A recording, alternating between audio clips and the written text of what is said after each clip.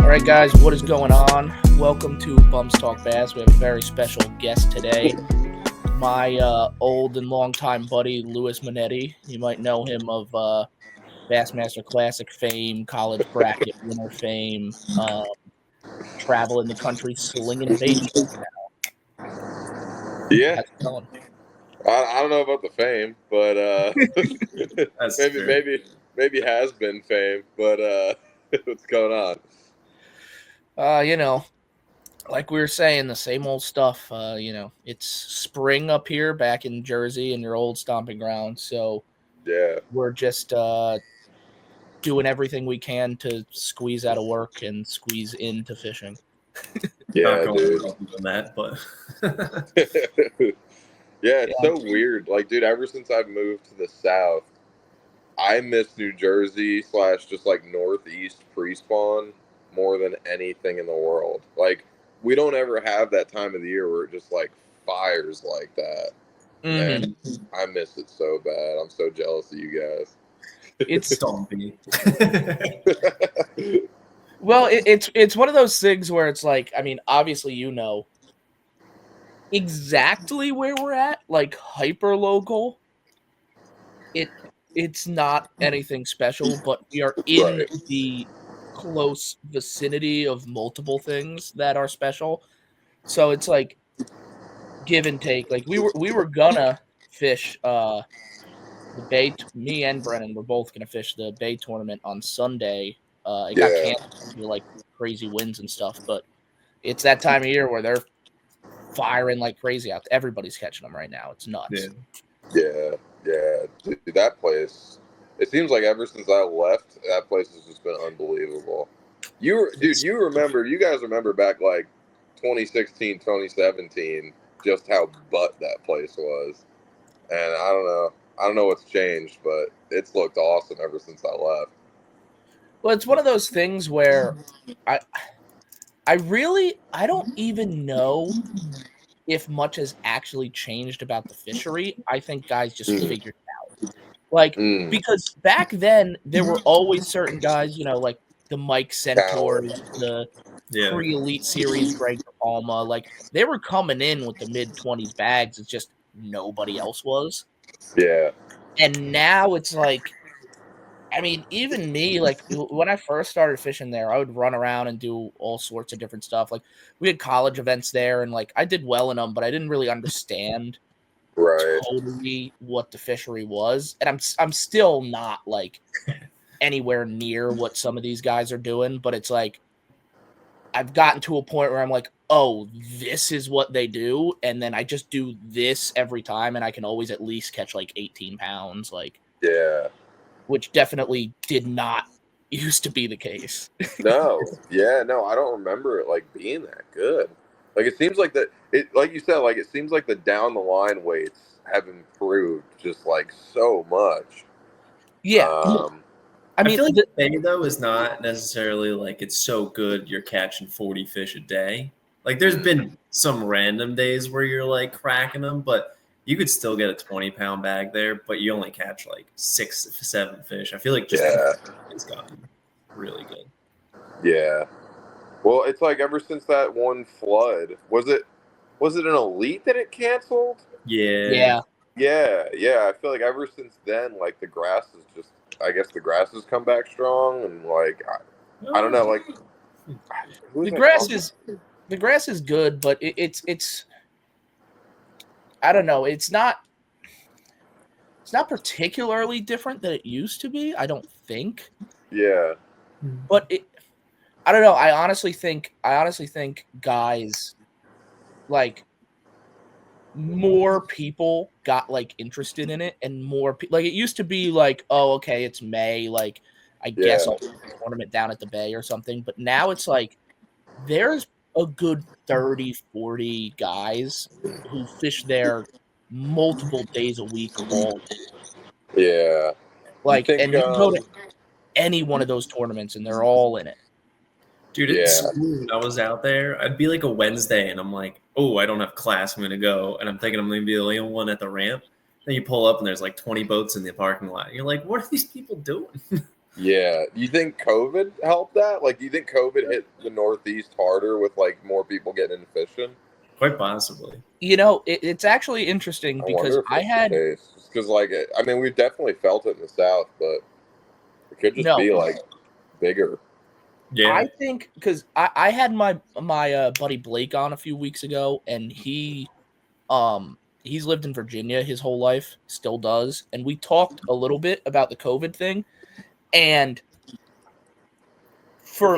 we were discussing like tournament participation, and he was like, "Oh, I think now it's like lower, if anything, but up here it's definitely not." Like over COVID, I think everybody who was like slightly into fishing was like, "Oh, I don't have to work, let me buy a boat." Right. And like we like doubled the amount of tournament anglers like that we have around here. I mean, you remember back in the day, even when we were kids, you knew everybody. Yeah. Dude, the Jersey Nation tournaments were freaking 18, 19 boats sometimes. Yeah. No, I mean we actually got banned from Candlewood now because I heard about this. Yeah, he who shall not be named told Candlewood that we were only going to have 20 boats, and then we showed up with 65. While another tournament was going on. So that was a gong show. I don't know why he told them that, because we were never, ever going to only have 20 boats. I mean, best case scenario would have been like 40. Right. But I mean, and there's also, you know, there's a lot of guys who tournament fish now. I mean, there's more clubs than there's ever been. There's GBF stuff going on. Like, not even everybody fishes like the Nation, which obviously to me is still like the biggest we have like in just Jersey. Yeah. But like, I mean, you go to the ramps nowadays and there's like brand new rigged out bass boats. And like when I first got my bass boat, if somebody drove by with a bass boat, you probably knew who it was. Yeah, dude, and nobody had a new one. Nobody. No. And nowadays, I'm at the ramp, and guys are in fully loaded Rangers, and the guy hops out of the truck, and I'm like, I've never seen that guy in my life. Yeah. And it's not just like the big lakes. It's like, you know, not just the Packong. It's, you know, you pull up to a little Sportswood or even Carnegie, and you're seeing fully loaded boats that you've never seen before. That's great. So wild, dude. Yeah, I mean, so wild. Back as recently as, you know, like 2016, when I bought my first boat, which was a 2002 Triton, I would pull up to the, you know, Thursday nighters or whatever, and everybody would be like, "Oh, look at Daddy's money with the nice fiberglass boat." And then by the time I sold it last year, I had the shittiest boat in the parking lot. I know, dude. Like, things have changed in a big way, but that's so wild. It is unique. Like, it is funny how it's almost like there's a weird like movement, not to go like big picture, but like it feels like there's been a weird like movement recently where for whatever reason, like your Opens and your Toyotas and like all those regional trails are like losing the shit out of participation and fast. Yep. But like your Wildcats and like your nation level, like your local level, not regional, like your local level tournaments, like are drawing the hell out of boats. Mm-hmm. And I don't know what that is. I don't know if that's people seeing that traveling the country and trying to chase this is a very money losing endeavor. Well, I don't know. It's weird. Well, I'll tell you this, and I mean we've talked about this on this show probably 3 or 4 times now, so I don't want to beat a dead horse too bad with it, and I don't want to keep like shitting on the BFLs and stuff, but we talked about the BFLs because like payouts, so where you go after them. I fished like my first BFL ever in September, and it's like it's for one. It's a 65% payout. So, like, this tournament is literally, it's literally a fundraiser. Like, it's not even a tournament. It's crazy to to go to those. Plus, I mean, this might be a local problem. I don't know what the divisions look like by you, but locally, like we got to travel 5.5 hours to Champlain, 6 hours to St. Lawrence, down to the Potomac. They don't even do the Bay anymore. So it's like you're talking, weeks worth of travel for a $200 tournament that has a 65% payout that qualifies you for nothing, really. Yeah, no. The All-American isn't what it used to be. No. All-American used to be really, really cool. I barely care anymore. So it's just like, I don't know. I think a lot of people kind of are catching on and like share the sentiment of like, there's one of two ways. Like, I'm either going to go fish the opens and do it for real. But if I'm not going to do it for real, why would I like half do it for real and lose money? Yeah. When you could pay half and get twice the payout from a little local open tournament or a Bay tournament. Yeah, I mean, I fish the open buddy down the street. It's 100% payout. Right. And it's a lake I fish all the time. I have a pretty good chance of winning. Like, I'm not going somewhere 6 hours away where there's going to be 25 locals, so I'm probably not going to win. Right. And I'm going to have to take off of work for half a week. Yeah. I'm going to spend $1,500, and then I'm going to drive home. Are way more centrally located. Like, I mean, if you fish like the North Carolina division, you probably don't have to drive more than, you probably got to drive 3 hours to Kerr once a year, but other than that, it's within an hour and a half. But I mean, the payouts, still, like, you can fish. I mean, shoot, I was just talking to Email, who was down at the regional.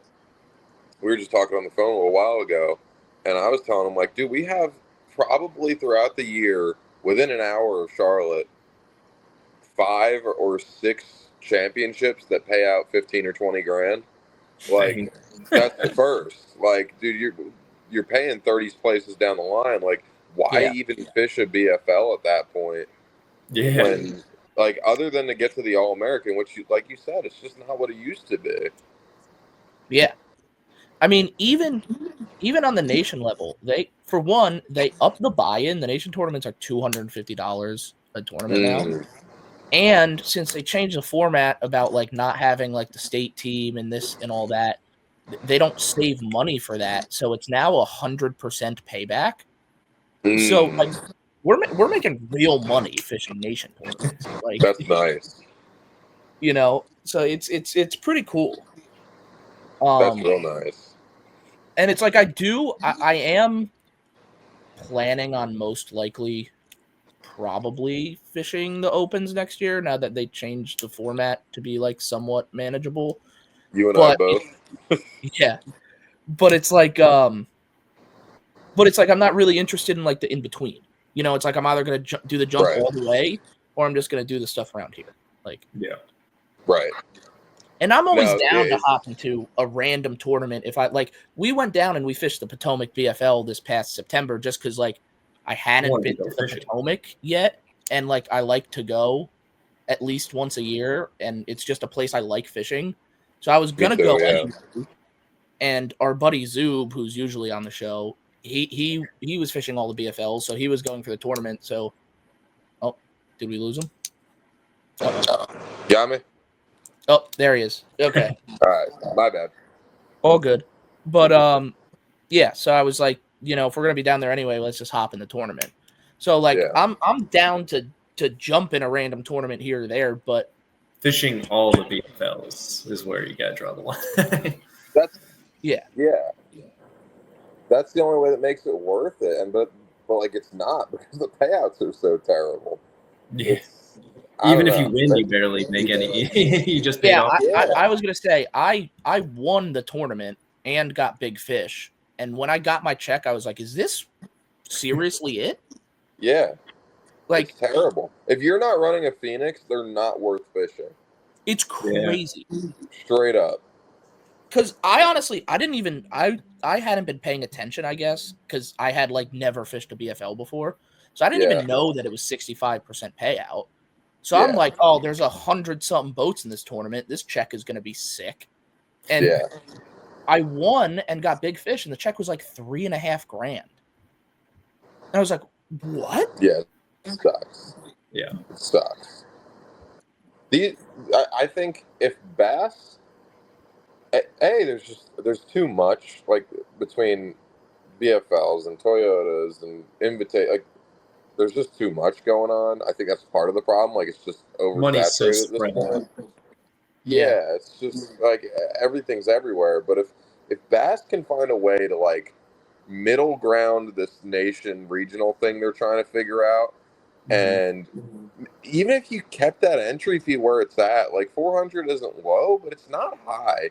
And if you can have more of them in like have little regions, like I don't know, I feel like there's a lane there to get people to show up and like get it going. The problem is they need more staffing to do that they don't have. But I don't know, like you see what the college tournaments draw. Like the college tournaments are still drawing. So I have to imagine if they reschedule it, they could do, or restructure it, they could do a better job with it. But well, like, I think the problem with those regionals are like even those like the payouts aren't great. Like you're gonna draw boats to those no matter what because guys want to qualify for the national. Like that's what's making those tournaments tick. Like I would go to that tournament to get into the national. Like me and Brennan are both going this year, but like I would have been there with you if I wasn't in it. Like I would 100% fish those qualifiers, but I wouldn't fish those qualifiers for the payout. It would be for the qualification. I mean, it's a $400 tournament, and first place is still only like 11 or 12 grand, something like that.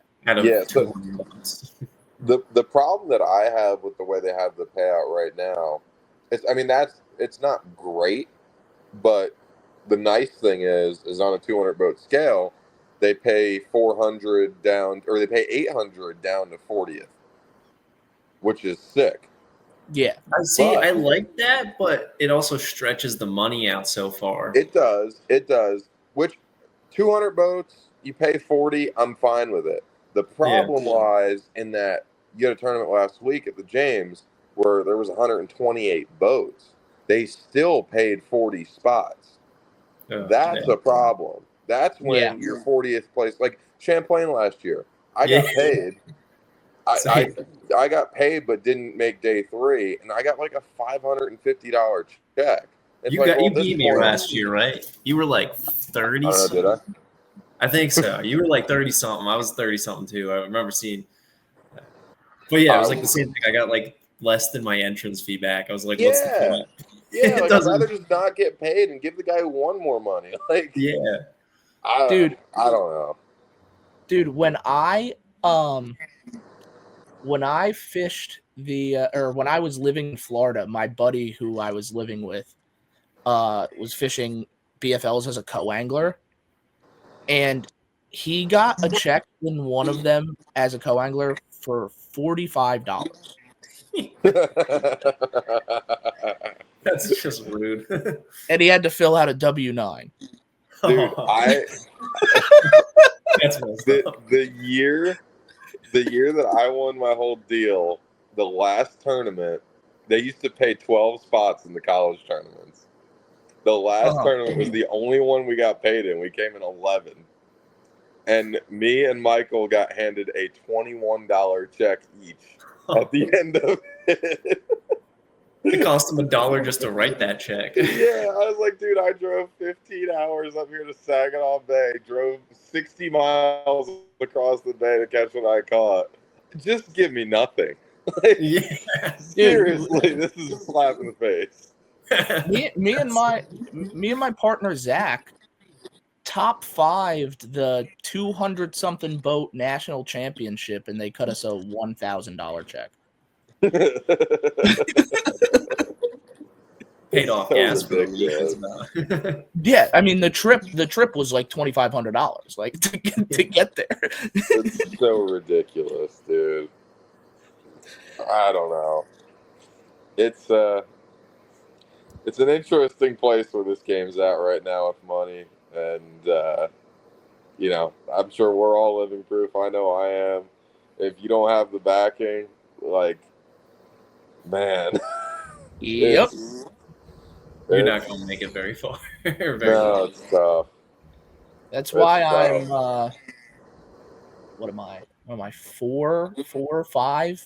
But by the end of this year, I'll be 5 years into. Yeah, I'll definitely fish the opens next year. 5 years of saving for. Yep. Yeah. Yep. It's something. This time I'm actually doing it. I promise. Yeah. Maybe. Until they drop a full scope schedule. Shit. I'm planning on doing it. I plan on taking the last 2 years to save money. I haven't saved a dime, so I have no idea how I'm going to do it. But I'm still planning on it. Don't ask me why.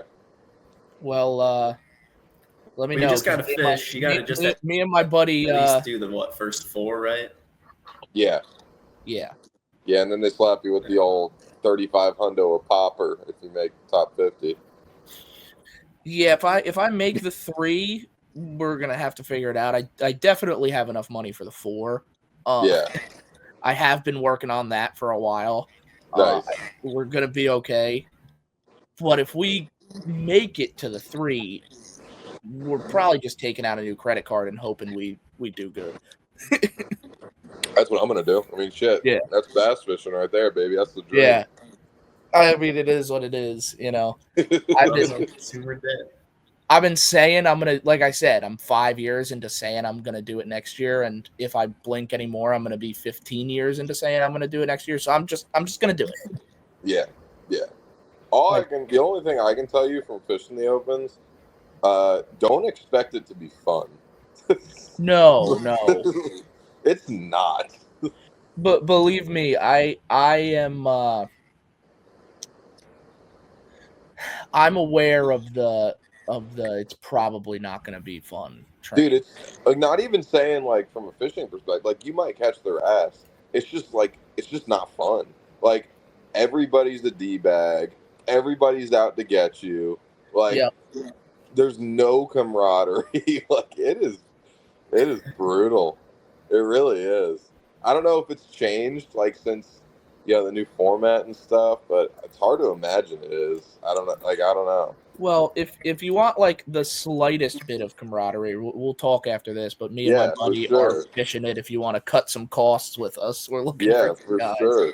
Dude, I'm looking at freaking camping and just living bare bones because it's so like trying to do like the Airbnb thing is sick, and if you can get a good one, it works, but it adds up so quick. It's fine. Like. Obviously, I would prefer to do Airbnbs and shit, but like you need to have at least 4 guys. Yes. And you need to be so on top of booking that shit the second the schedule comes out. Yeah. Yeah. I mean, if you can also if you can have the connections and figure it out as you kind of go around, that always helps too. It's tough. Like I always say that I tell people who ask, and y'all didn't ask, but I'm telling anyways. The year that I did it, I ended up spending out of pocket. This is with a free boat, a free truck, and entry fees paid. I spent 28 or 30 grand out of pocket. See, I was thinking 20 or 30 grand total, but without fees, man. Yeah, we did it. We did Airbnbs for all of them. It wasn't as cheap as humanly possible, but 18, I think 17 or 18,000 of that was gas. Mm-hmm. It was brutal. Yeah. But the schedule's different, so at least now you save money on gas. The one thing that pissed me off about this year, what they're doing to those guys, is the final 3, the EQs, they couldn't have picked a worse travel schedule. You can't be worse than that. New York, Florida, and Pickwick. How far away can you get all 3 of them? in 5 weeks, you couldn't possibly try to cover more miles. That is absurd. It's also when I get that, like, they didn't phrase it as like, oh, an Eastern and a Western or Eastern and a Central division or whatever, but I thought they'd like at least try to get it to like make sense. Yeah. Like the one division, I honestly wish I was doing it this year because the one division has the Bay and Yeah. the Bay and St. Lawrence, right? I think. Which is like, that's cool. That's probably the closest ever that two of them will get. But then one of them's in Mississippi. Like, Yeah. we just skipped over, like, what? Yeah, they're not. It's not even realistic. Like, And like, dude, I get it if you want people to learn, and like, I totally get like you want the versatile guys, you want guys that can do a little bit of everything. I totally get it, but like, you can accomplish that by doing like, I don't know, Seminole, freaking Kentucky, or Seminole, Chickamauga, and Smith Mountain, and like, or even go a little further and do like, I don't know, Gunnersville, Cumberland, and freaking name some other shallow fishery. oh, all right. Well, Austin. you must be rubbing off on him. I mean, he's in his house. I don't know how his connection.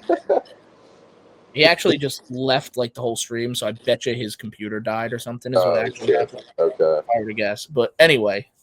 Yeah, I don't know. It's frustrating.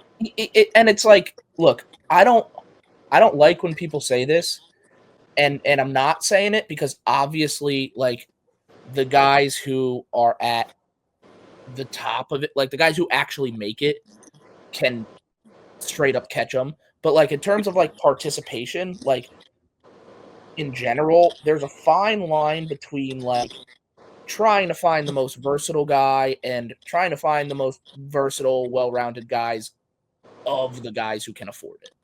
Mm-hmm. Like, obviously by the time you get to the final 9, like, everybody wants to go, oh, Trey McKinney, daddy's money. Oh, JT Tompkins, daddy. Those kids catch them. All right. Like, there's no joke about that. But there's probably 25 kids who also catch them who couldn't see the entry fee. Absolutely. So I wish they could find a way to make it like kind of in the middle. He's back. There we go. Sorry. I don't know what's happening. Yeah, it seemed like they just skipped. They made a huge leap. Like, they didn't have to go that far. Like, I understand, like, having the 3 hyper local ones is like, you could just have like some local hammer or a guy who's not ready for it sneak through.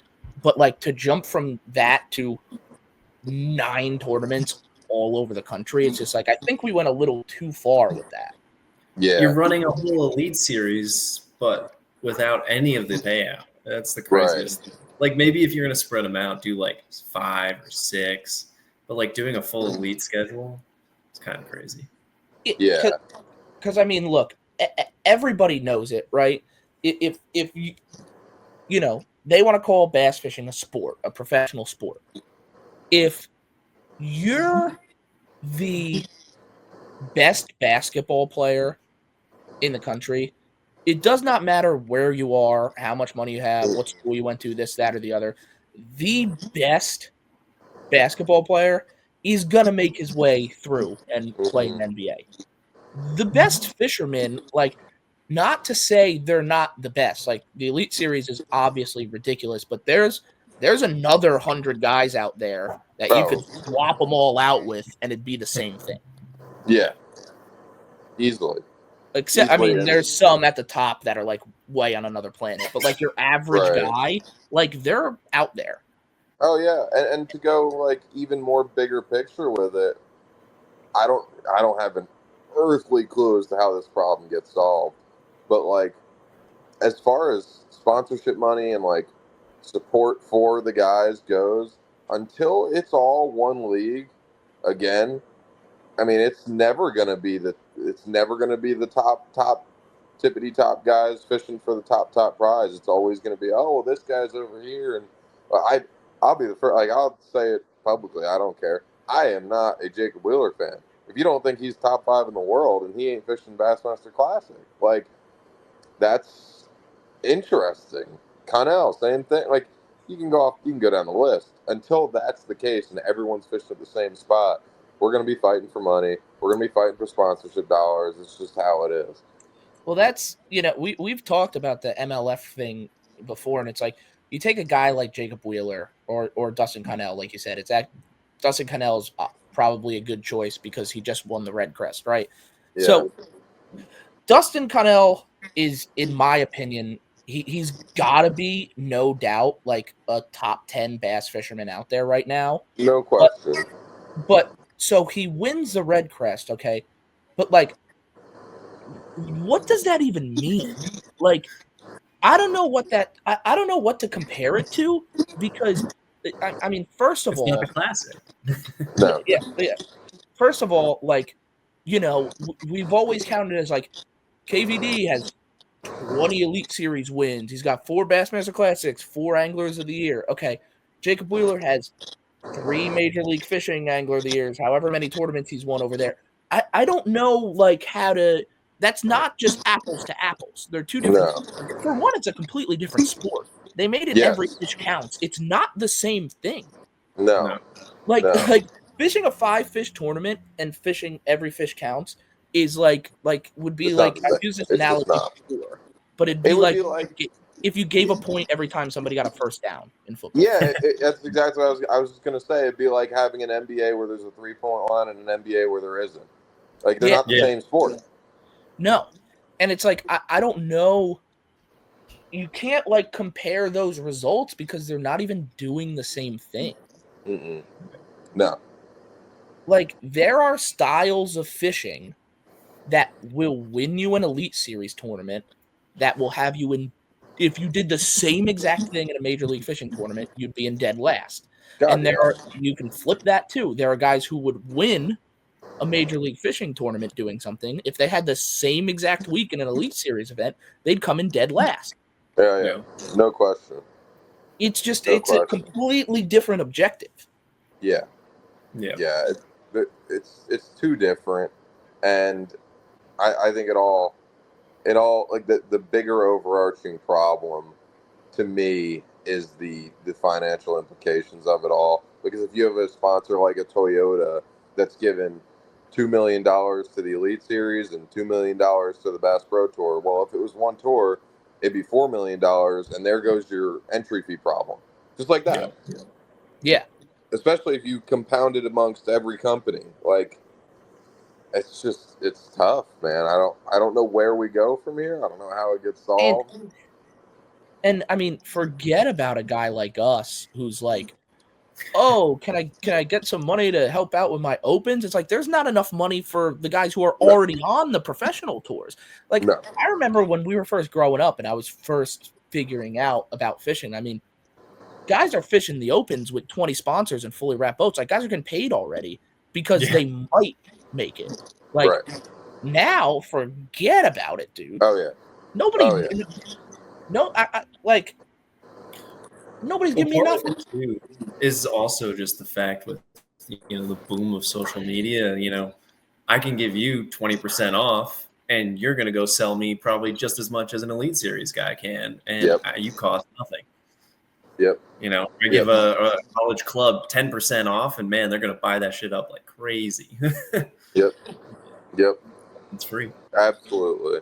The Woo Tungsten model has taken over. 100%. And it works. It works.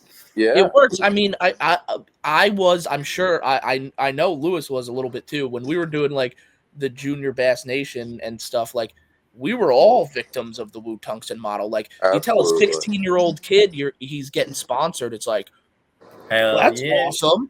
And then, some of those 16-year-old kids turn into 24-year-old kids with social media followings and are still willing to pump your BS for a 10% coupon code. And it's like, okay, now we don't need to pay anybody. We got them while they were young. Yep. Yep. Absolutely. And it's like, listen, I get it's business, and this is not just it's just not the reality of it. but and this might sound like a ridiculous take, but I feel like, especially these bigger, like, mega companies, I feel like it's like, for the guys on the professional level, at least, it's like, you owe it to the sport. Like, it kept you running for so long. Like, just it's a percentage of what you guys make. Just put it back into the sport and make sure it keeps going. Like,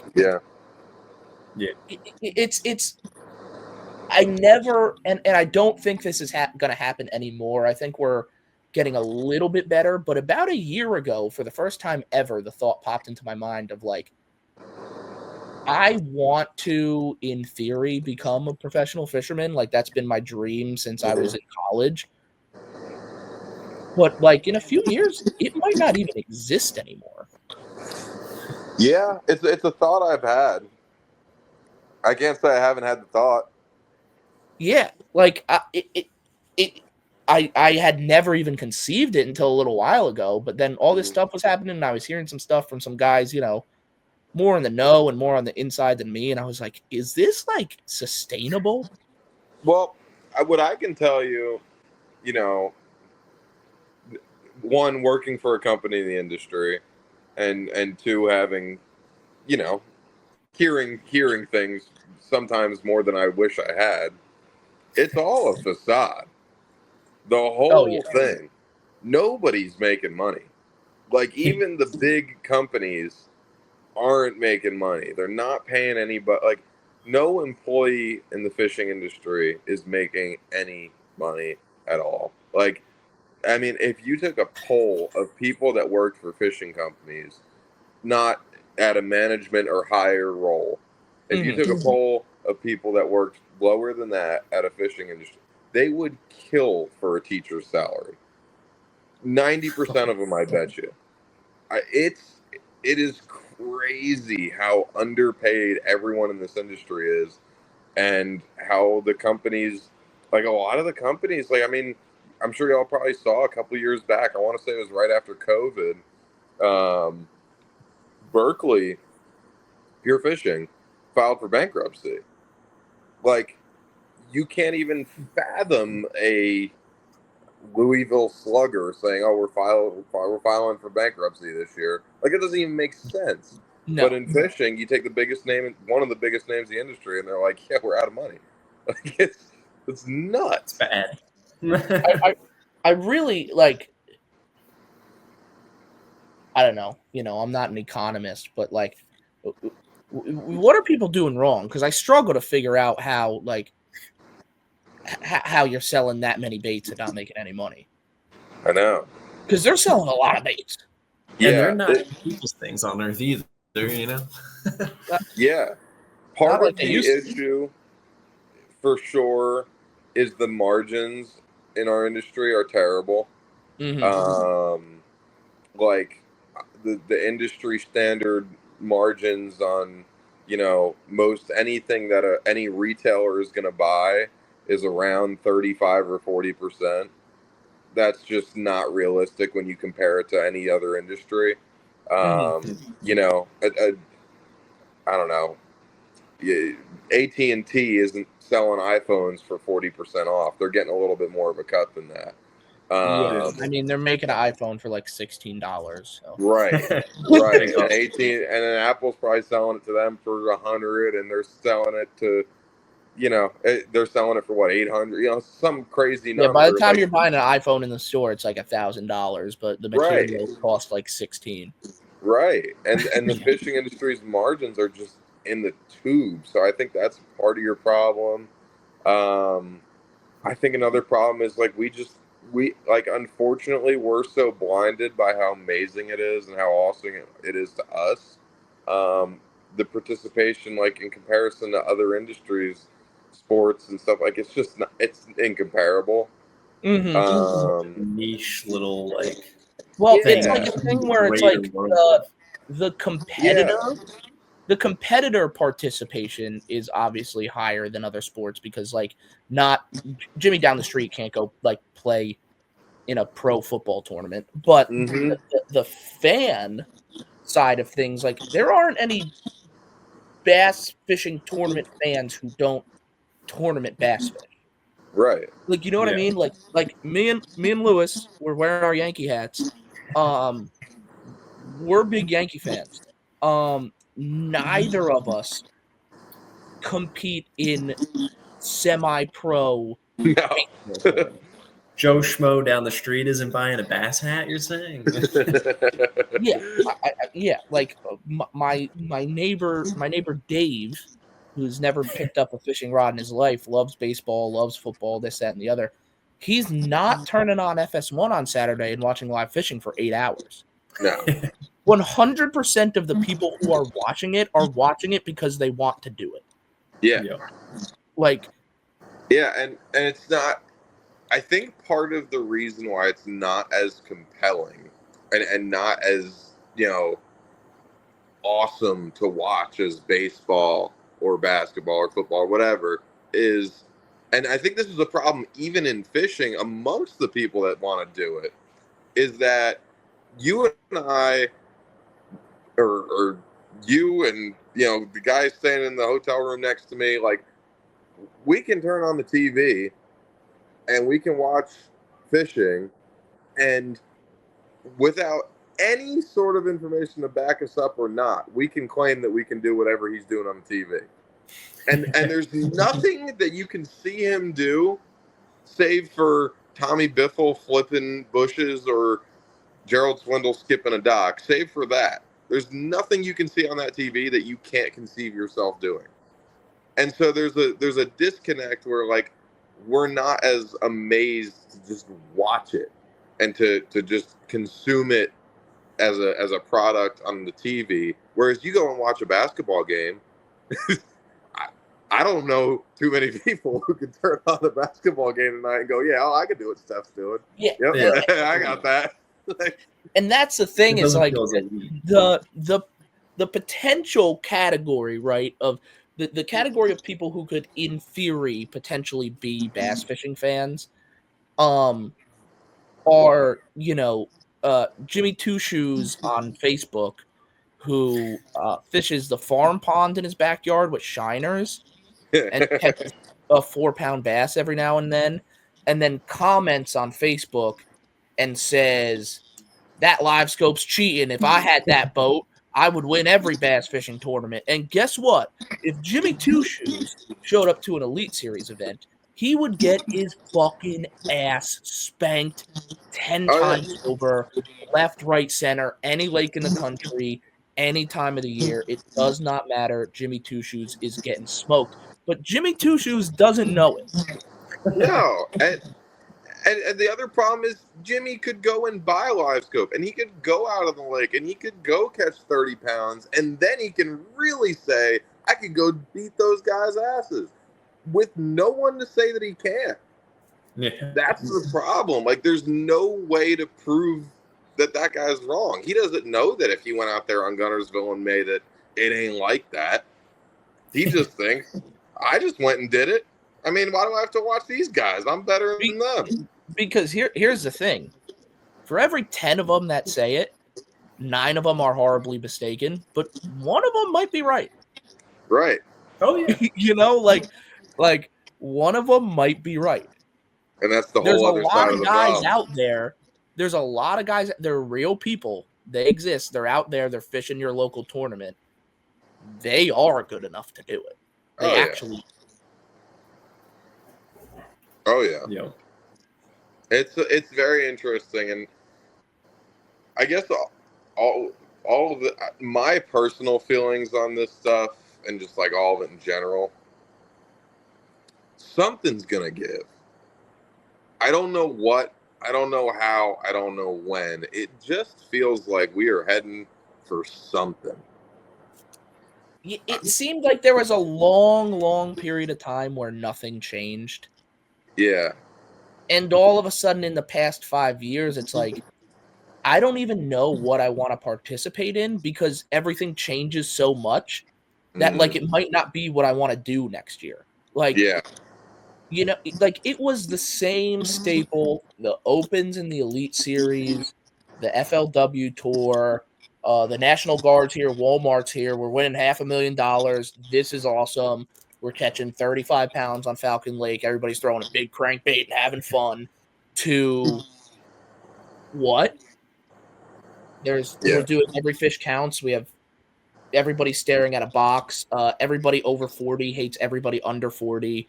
Everybody and vice versa. 40, everybody over 40. Nobody has any money. The payouts have actually gotten worse when everything else has gotten more expensive. Yeah. And it's just like everything changed so fast. I don't even totally understand what professional bass fishing is anymore. I think part of the problem is that the guys, and Ike and Ellie's been preaching this for years, the guys can't get together. I think a lot would be different if the guys could get together, but they can't. Those guys did not know how good they had it. My goodness, what I would do to try and do this in 2004, Yeah.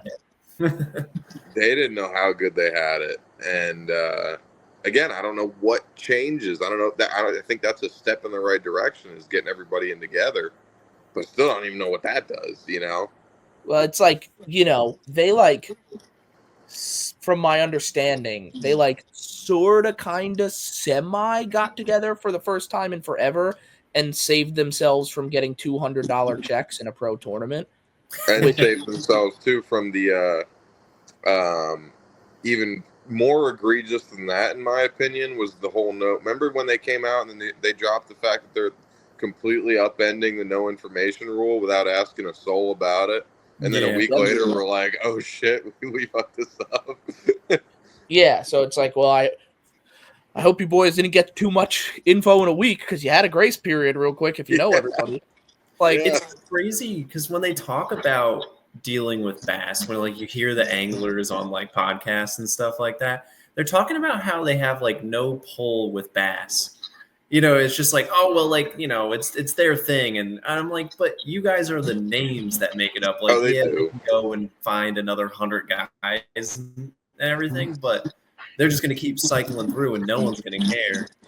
They have so much more power than they realize, I feel like. Oh, 100%. And there's an old story. I don't know if it was Ike that tells it or somebody tells this story. You guys may have heard it, but someone listening might not have. I want to say it was 98 or 99, maybe 2000, somewhere in there, early 2000s, late 90s. There was a classic, and it was back when everyone was running only for the classic. Everyone had to run the Bassmaster Classic boat. It was the numbered Triton or the numbered Ranger. And they all got together for whatever reason. This is something they all agreed with. They all got together and said, no, we're not fishing the Classic unless we can do it out of our sponsor's boat with our sponsors on the side and represent whoever the hell we wanted. And they got together, a week before the Classic and said, together, we ain't fishing the Classic. Ray Scott went on record afterwards and said, those guys don't know that no matter what they would have asked for in that moment in time, they had it. It don't matter. If they asked for a golden staircase on the way up to the friggin' stage, they had it. All they wanted was those boats changed, and so that's it. Somehow that story is somewhat known, and still the guys can't get together over anything. It blows my mind.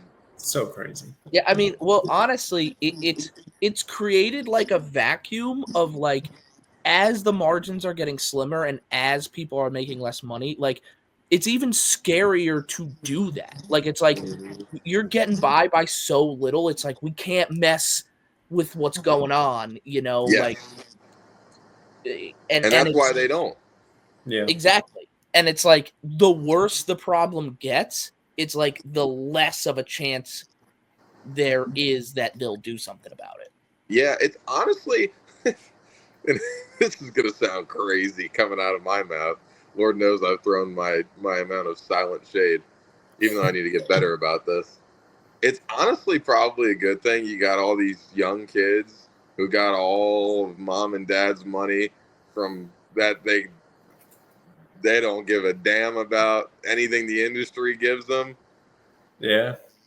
And you know what? It might be for the better because those guys might be the guys that they're the stars because they're the best because for a variety of reasons. Obviously because they're good due to the fact that they live on the water, but they're very good. So they don't care. They're going to fish the tournaments. They're going to do well. They might just be the ones to get together and say, yo, at some point, we want to make some of our own money off of this. Yeah.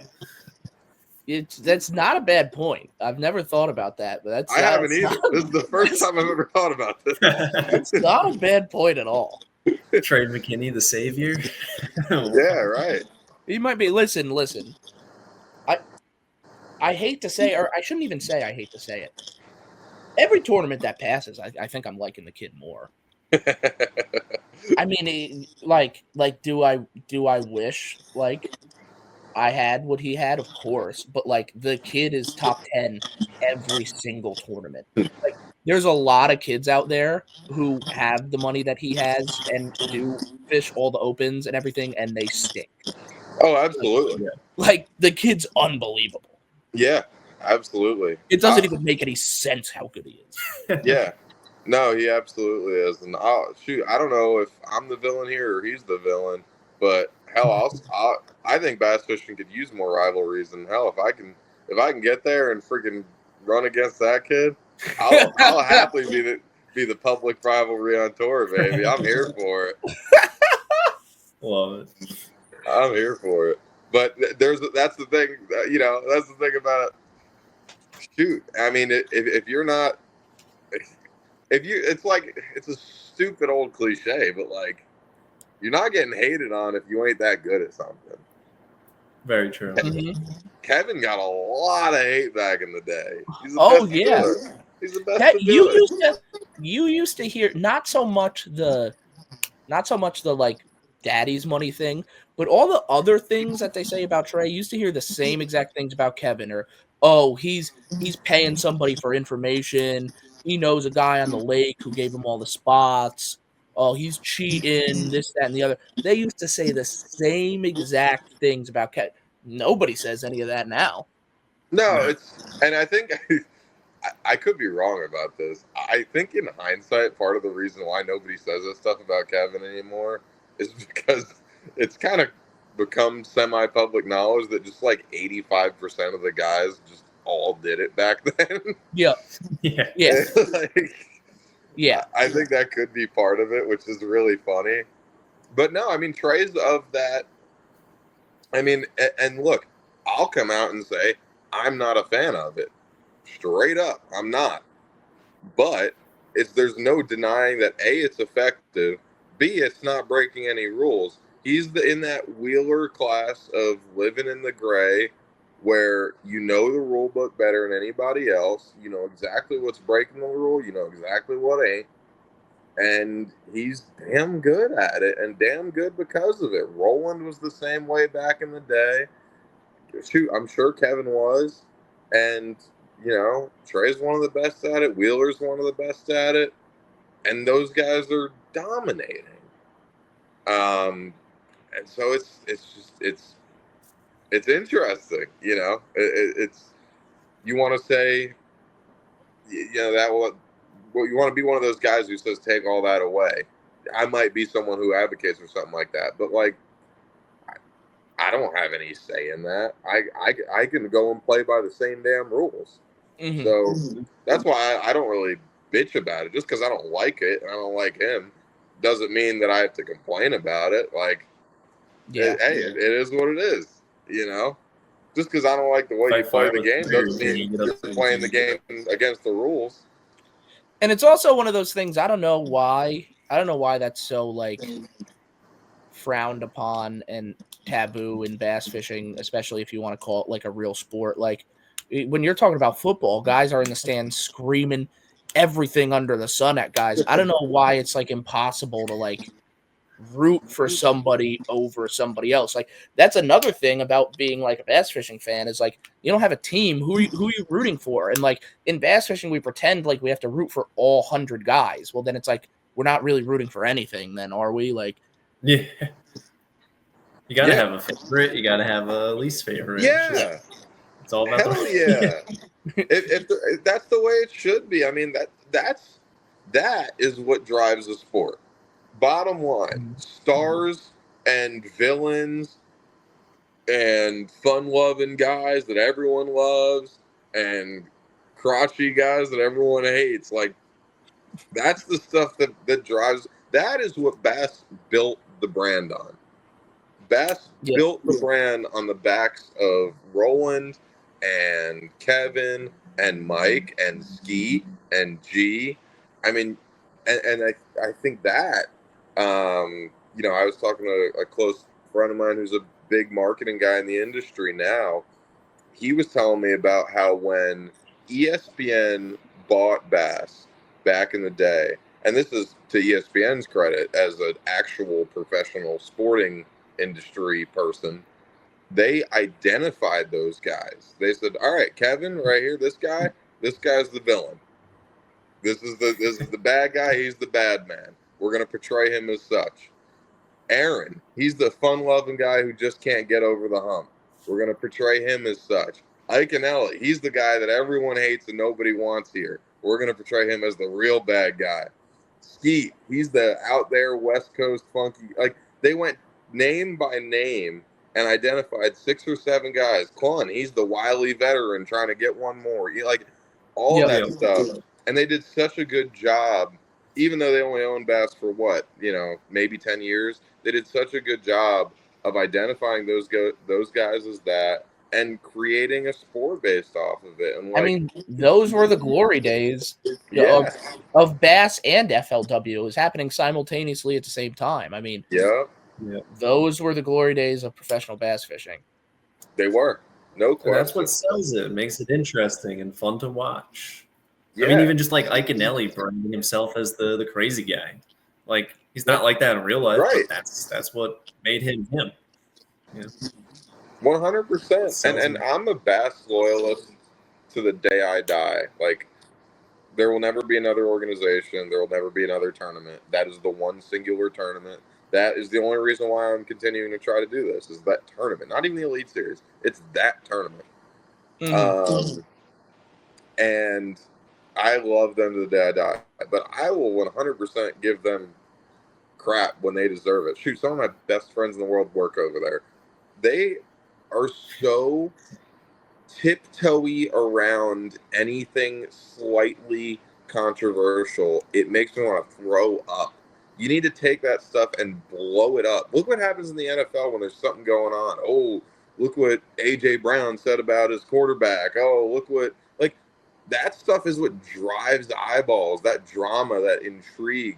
And when Bass has somebody break a rule, they're like, they put out a press release. I was just going to say. 2 lines. It's on the bottom of the website. Dude, they don't want you to see it.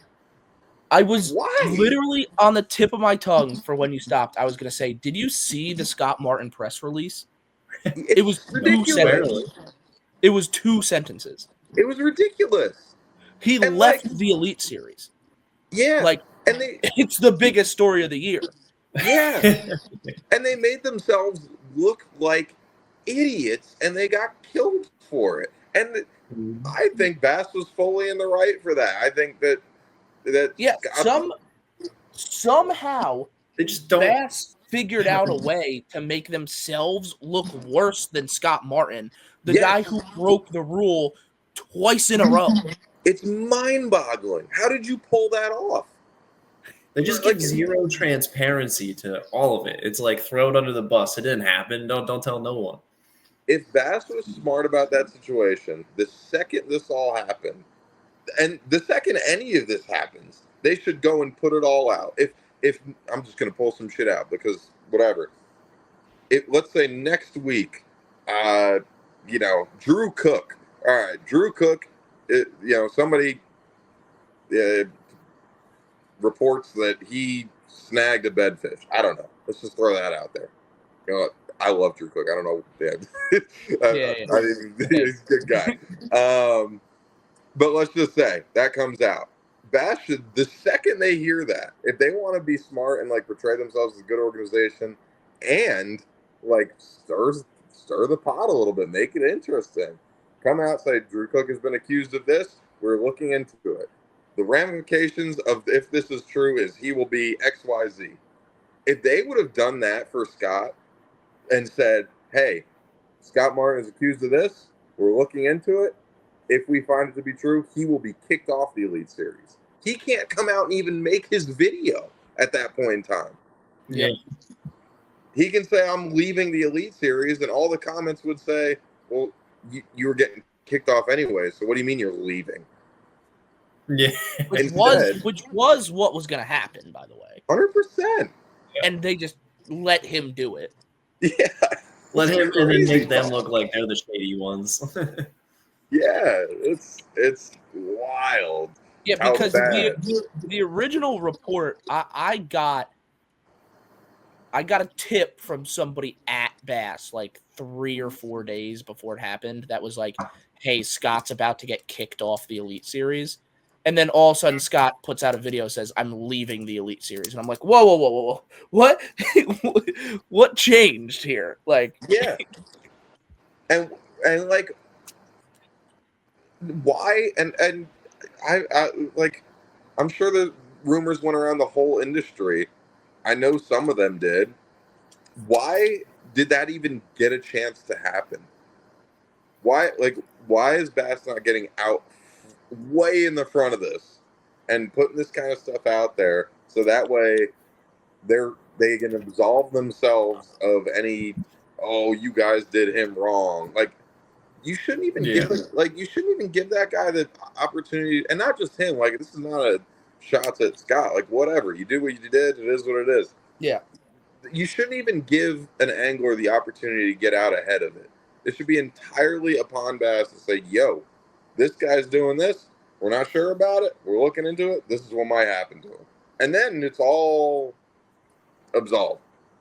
Yeah. While they still had the chance, they should have paid Mark Zona $500,000 a year, put him on a live stream every single night, and said, say whatever you want, act like Stephen A. Smith. Go. Like, they should have done it while they still had him. Yeah. And dude, I think that's part of the problem within like bass fishing coverage. Is like nobody's doing, like, there is no first take for bass fishing where guys are going out there and saying this guy's too fat. You know, that's part of the reason why he's not, like, as silly as first take is and how ridiculous the takes are. It gets eyeballs. Why? Because people are saying outlandish shit.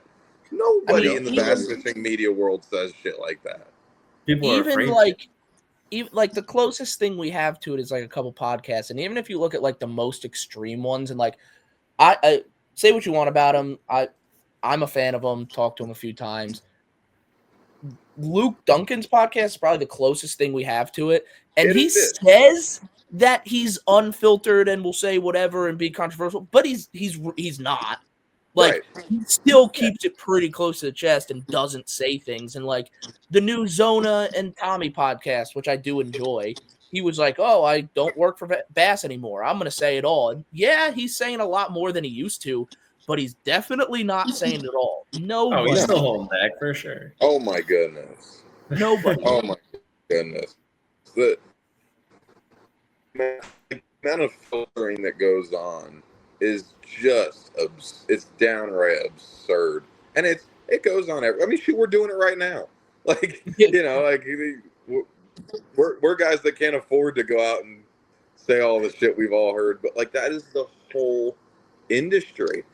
Like, there's nobody that comes out and just spills shit, even if it's not real shit. It's just opinion. Like, there needs to be some of that just opinion. Like, yeah, I don't think it's a bad thing. Like, it brings eyeballs.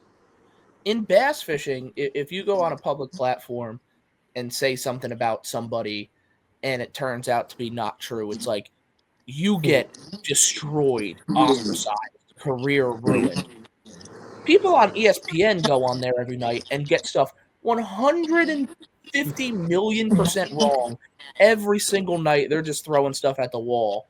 And nobody cares. Right. Yeah. Right. And they still get more views. Yeah, 100%.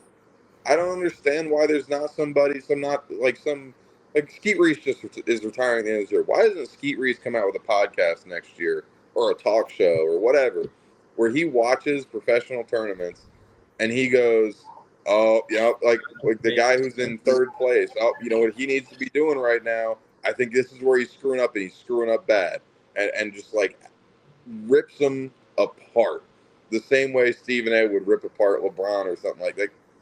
Why is that not a bad? Why is that a good? Like, why don't we do that? I think it'd be great. Everybody watch that.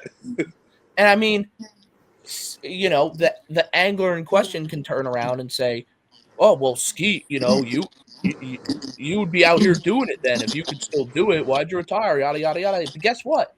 When Stephen A. was saying stuff about his son, LeBron turned around and said something back to him, and that made even more television. That would be great. Exactly. And dude, all right. Now I got some fucking business ideas now, baby. Now we're cooking. And then because it's fishing and age isn't a freaking thing that matters, we've got the opportunity for one-on-one beefs next week on the dang pond. Like, this is genius. Why wouldn't a Skeet Reese or an Iaconelli or a Kevin do? Kevin wouldn't because he's Kevin, but he's way too polished. But why wouldn't a Skeet do something like that? Like a Byron Velvick. Like, yeah, I don't fish tournaments anymore, but like I'll talk shit about you and you wanna clap back? No scope, let's go out here and fucking pick a lake in Idaho that we both never been to. Let's do it. And if the guy don't show up, he can say, hey. I've said this before on the podcast, and I don't know what his plan is. I don't know. You know, I don't want to force retirement on the guy. I don't know how much longer he plans on fishing or something. But I think, you know, if you're looking to replace a character like a Zona, obviously not the same type of person at all, but I think the best thing you could do is put a guy like Ike in there. Yeah. Like, Ike would be I don't see why not. You gotta, like, the thing that Zona provided was, like, he was an unbelievable personality, funny, intriguing, but also you knew he was about it. Like, he knew what he was talking about. He's really that good. Like, and you need both of those. You need the entertainment, and you also need to be sure that the guy's not messing around. You have a guy like Davey Height. He definitely knows what he's talking about. He's not messing around, but he doesn't have the Zona. You have the entertainment factor. Like, when they try to, I've beat this over the head, and I'm sorry to this guy. I'm sure he's a fine guy and everything. But when they had that Peter Miller guy on, what are we doing? The guy had no idea what he was talking about. Horrible. The guy had no idea what he was talking about. It was tough to listen to. It wasn't good. It was really bad. Yeah. I don't even know exactly how that came to be. But yeah, I know that didn't go over too great. That was the worst idea ever. He was Jimmy Two Shoes in the comments where he was like, "Oh, one time I went on a guided trip on Okeechobee and I caught 2 7-pounders while Polinick's reeling in the fish." It's like, dude, shut up. Yeah, it's bad. It's real bad. Hey, maybe Scott could do it. You know, I heard he's got a lot of free time coming up. I don't know. Listen, say what you want about Scott. He's a good He's entertaining. Do numbers. Oh yeah. That would be awesome. Oh yeah. That would be awesome. It absolutely would. If you had next year's Elite Series panel be Tommy Sanders, Scott Martin, and Mike Iaconelli. Oh my God. That'd be fun. That would actually be fun. Oh my God. Or Skeet could be great for it. Skeet could be great. You know what they got to do? They got to get Skeet, Ike, Scott Martin, put them all together and make it inside the NBA. Oh my goodness. Dude, be like Chuck, Shaq, and Ernie. Oh, that would be good. Right? That would be good. Yeah, and put that on instead of Mercer's halftime show. Yeah. That would be good. You got people tweeting at him and shit. That would be incredible. That'd be awesome. And it would be so good in the social media age. Like, you can clip it and throw that out there. Like, you know, like, have some viral moments that are something other than a fish catch. Yeah. Like, actually funny little clips you can blast off to everybody, and that would be huge, dude. That would be huge. Yeah, and you know what? The problem with it would be that Bassett would be too afraid of them saying anything that's slightly controversial. And again, like, I am a Bass supporter till the day I die. I don't care if they fall apart tomorrow. I don't care if they're around for the next 40 years and they do 10 times worse than they're doing today. I will be a Bass loyalist till the day I die. But they got to get out of their own way with shit like this. Yeah. Like, they're so scared of pushing a button. And you know what? It comes back to the same exact fears the anglers have, because they ain't making any money either. Yep. So God forbid they piss off Carhartt, or, well, I guess Carhartt's out of the industry, but, you know, God forbid they piss off a big industry sponsor of theirs. They're broke now too. And so it's the same exact thing that all the fishermen fall into. And yeah, but they don't realize that stuff like this could be the solution. Yeah. This is how you could get a State Farm to sign on for a 10-year, $10 million a year deal, or a Walmart, or, you know, you name it. They just need to somehow find a way to get those endemic sponsors, or like non-endemic sponsors, back. I mean, those are the 100%. That's the bread and butter. Yeah, and you know what? It's look at every other freaking sport. Mm-hmm. It's not basketball shoes that are sponsoring inside the NBA. It's some insurance company. It's freaking Comcast. It's AT&T. You know, like, they're not worried about endemics. They don't know what an endemic sponsor is. What, Wilson Basketball is going to sponsor inside? No, they're getting sponsored by real companies. So that's where you need to get your money from. You know, they love to post, like, the numbers of who's watching on Fox, how many people are watching at this, how many people are going on to the Bassmaster Classic. Okay, yeah, those actually are pretty good numbers. So let's pitch this around. Like, you have companies who are sponsoring 30-second TikTok videos for a person who has 20,000 followers. Like, that money is out there. You can get that. Oh God, yeah. It's disgusting what the influencers get paid for 30-second videos, let alone what Bass could get paid for 8 hours of footage with little logos everywhere. Oh my God, they could do so well, and I think all it would take is a, you know, some kind of great drama and intrigue that would drive it. I mean, dude, half the stories we hear at the Thursday Night Wildcat, like, shoot, that stuff's content, baby. Like, that's 100%. That's the stuff. Like, they need to push that instead of, like, this just, and it's so funny because the bass fishing population is the most, like, non-PC, like, say the most outlandish shit population of people, and then you get on TV and watch them, and they're all so like, I get it if you have your Van Dam and you have your consummate professional Brandon Polnick, and like, I get it if you got to have a couple of those guys, you got to have a lot of those guys, but you got to have your outlandish guy too. That's got to have your Matt Robertson. Yeah, exactly. Like, have Matt Robertson out there. Make the fact that you're finding him huge. Blow that out of proportion.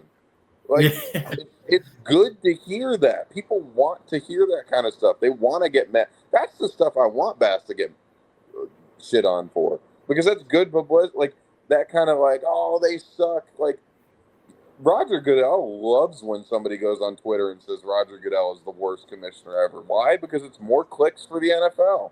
Mm-hmm. There's thousands of people who are getting on a plane to go to the draft just to boo him. Yeah. That's a great point. That's a great point. They're out there going, boo, boo. You just paid them $300 to stand there. 100%. And then they're gonna show up and pay for season tickets for for their favorite team. Yeah, that drama is what sells, and that's what gets chicks to tune into it. That's what gets merch sales up, the whole freaking 9 yards. And if Bass could find a way to tap into that, like, they'd be so golden. Yeah, I don't know. Before I get too depressed about bass fishing, and we go 2 hours, and not to pivot too hard, but I did want to talk some actual bass fishing. Let's do it. And I actually had a couple things like recently I wanted to talk to you about because you've been on your tour of the world lately. And you've also been on your figuring out live scope journey. Yes. So I have one question because I've been trying to figure it out locally, but I don't know what the landscape around the country looks like, and you might have a little bit of a better. Oh, come on, that's terrible timing. He heard live scope and was out. No. Yeah, he's like, nah, I'm not talking about live scope. I mean, this has been a all-time technical difficulties episode for us. What happened with you? I don't know. My Wi-Fi just crapped out. I'm on my phone hotspot. I totally just dropped my phone and ended the call. Sorry. Go ahead. Said I'm clocking out for the day. That's enough. I was literally saying all-time technical difficulty episode, but that's what makes us us. We don't know what we're doing. But it's low budget. It's all good. Yeah. Because I've been messing with this a lot lately, like hyper lately. Yeah. Have you found that the fish I'm talking about, that they know when you're shining them? That's a very interesting question. Because I'm starting to think they know. So,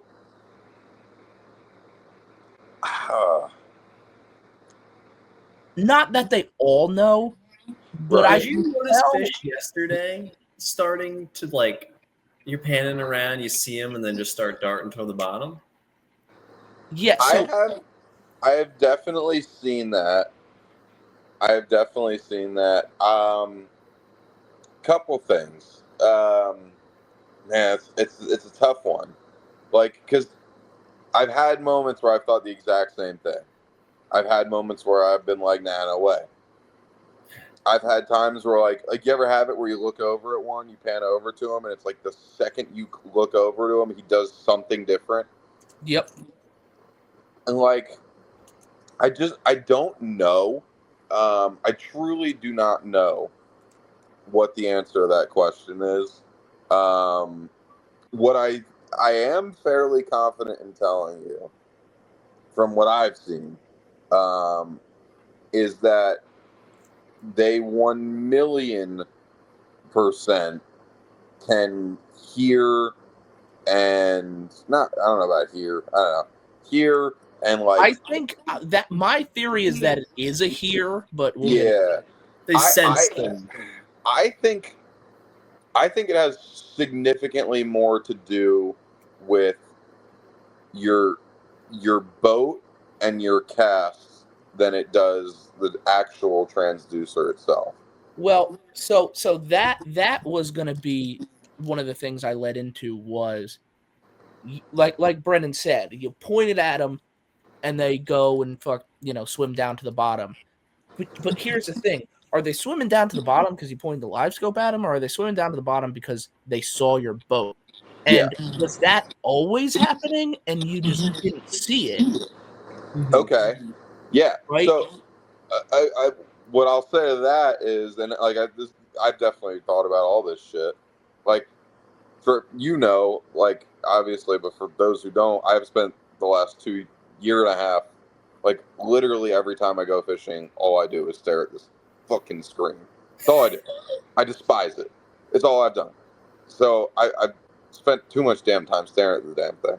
What I liken it to is have you ever been fishing somewhere back in ancient times where you're drifting somewhere along the bank, you go to tie some shit up, right? And you're just sitting in the forward of the boat, just grinding away, tying some shit up, and you drift it over into the bank, and you look over the side of the boat, and the 3-pounder's just staring there, just derping around.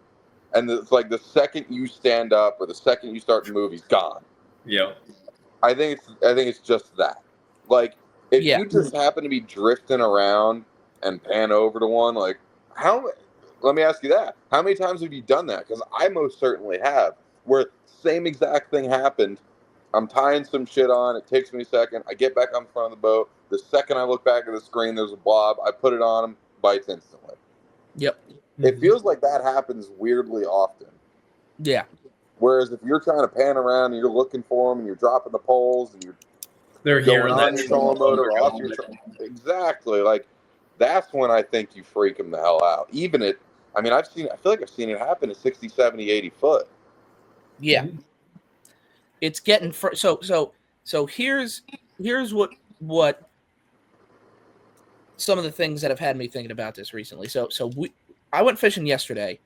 It was like a all-time complete live scope day. We caught 20 pounds. I caught probably 80 fish looking at all of them. Right. So I was at the same spot that I fished for most of the day yesterday on Wednesday. On Wednesday was when I had mentally decided that they 100% know. Because every time I shot, I said it to Brennan. I was talking to him on the phone. Every time I shined him, right, he would swim away, go to the bottom, or he would just stay there, but he wouldn't bite. So then I started thinking about it, and I messed around with it, and I would turn my trolling motor, see him. The second I hit him, I would spin my trolling motor 180 degrees back towards the boat. I would make my cast to about where I thought he was off of memory, and I would let my bait fall to about how far down I thought he was about memory, and then I would flip my trolling motor back around when I thought I was near him. When I did that, I caught him every single time. But if I kept that transducer on him for longer than 10 seconds, 0% chance I catch him. Interesting. Now, here's the thing. Wednesday, bright, sunny, no wind. Calm. Yeah. Yesterday, I fished the same spot. None of them were scared of me whatsoever. I caught every single one I saw. It was blowing 30 miles an hour. Yeah. It was cloudy, and it was bumping all over the place. So now I'm thinking, okay, on Wednesday, like yesterday, were the waves and the crashing and this, that, and the eliminating their ability to hear it. It's possible. Or is it a situation where, like we said, they've always been doing that based on the presence of the boat, and on Wednesday they just knew my boat was there, and yesterday they didn't know my boat was there? Let me ask you this about the day that it was tougher and they were acting funkier. What was, like you said, you still caught them when you flipped it around and stuff. How much worse did you catch them than yesterday? I still caught him pretty good, but I caught him doing other things besides shaking a minnow. Like, I caught fish shaking a minnow, but I went up on the bank old school, snapped a jerkbait around, caught a bunch, flipped a jig around and stuff. I caught some fish off of the bottom, dragging a jig and stuff.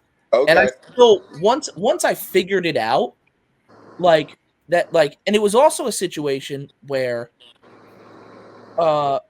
distance played a big thing. Like if I saw him at 90 feet and put the bait on him right away, he was eating it every time.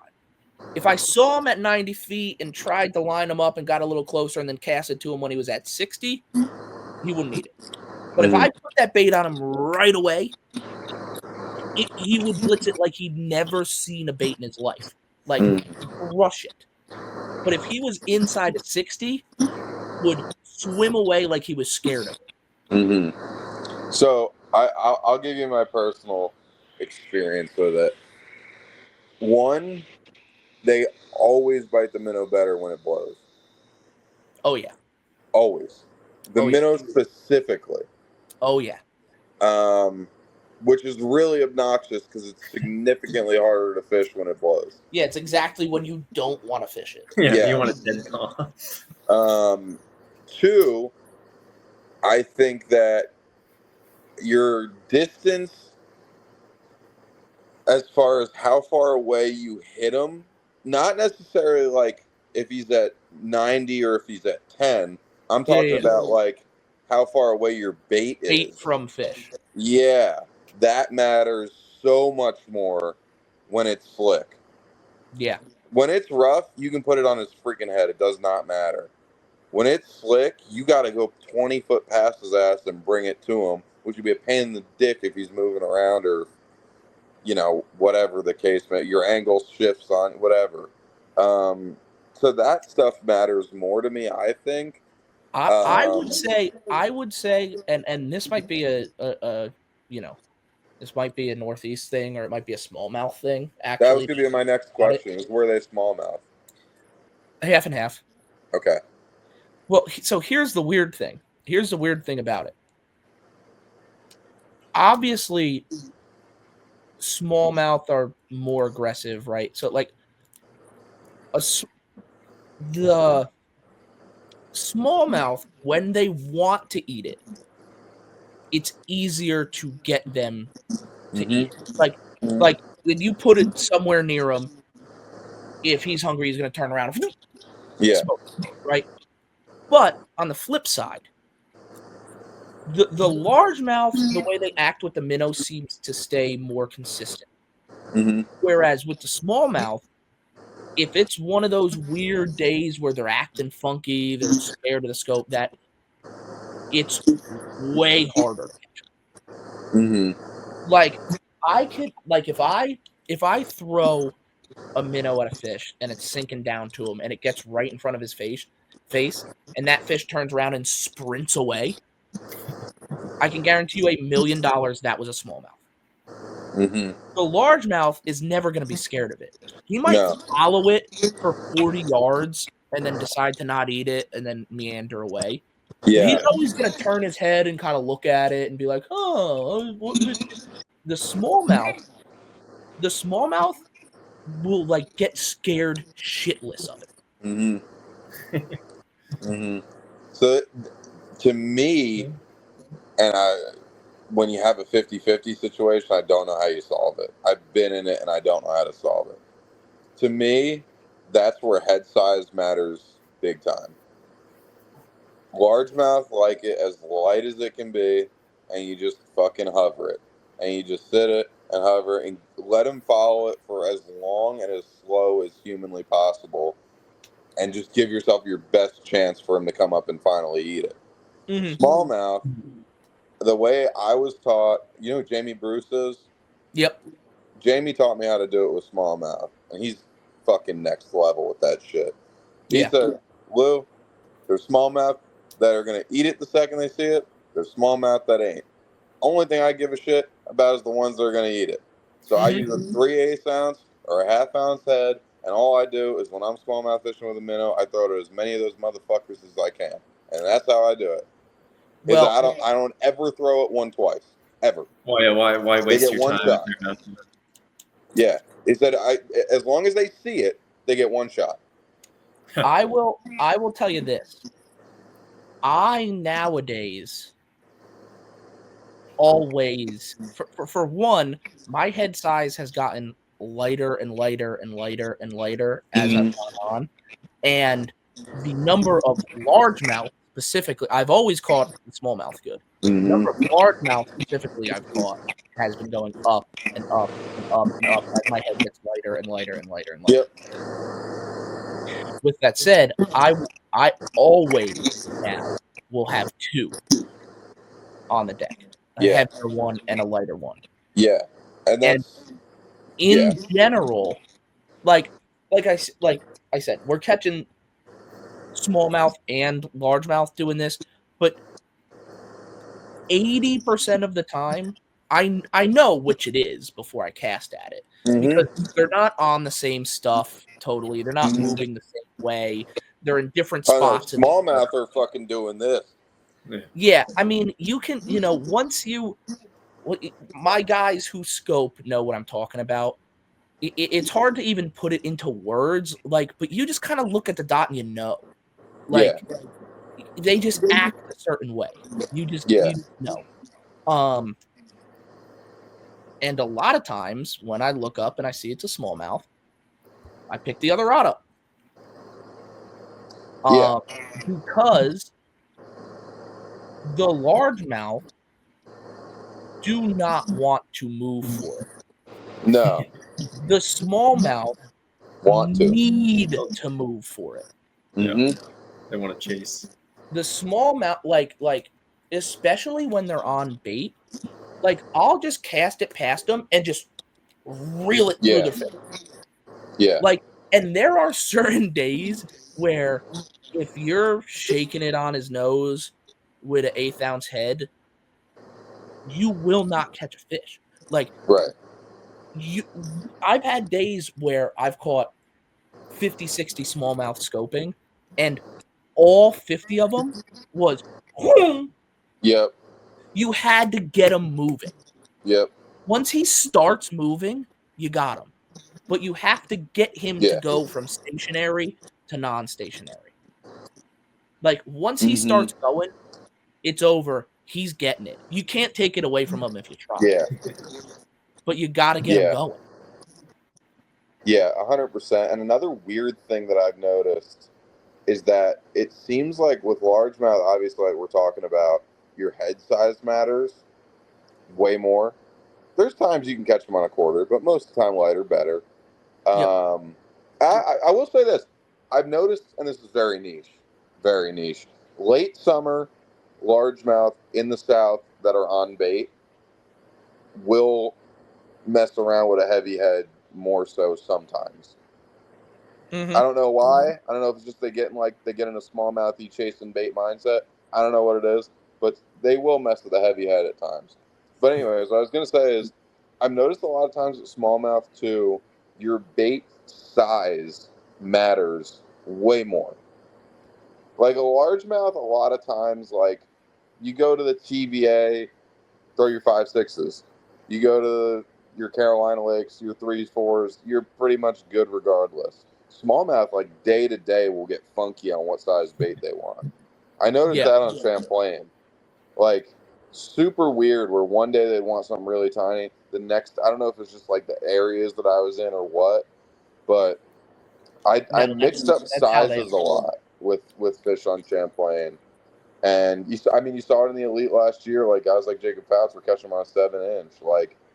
Sometimes they want a bigger bait. I don't know.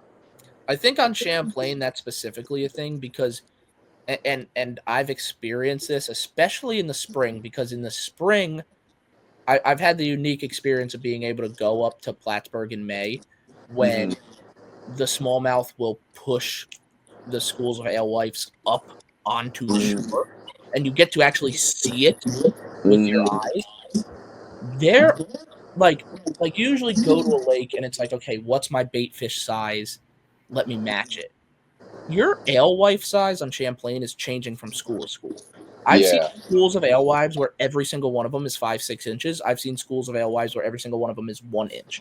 So it literally might be the size of the bait on the bait school that smallmouth is currently on.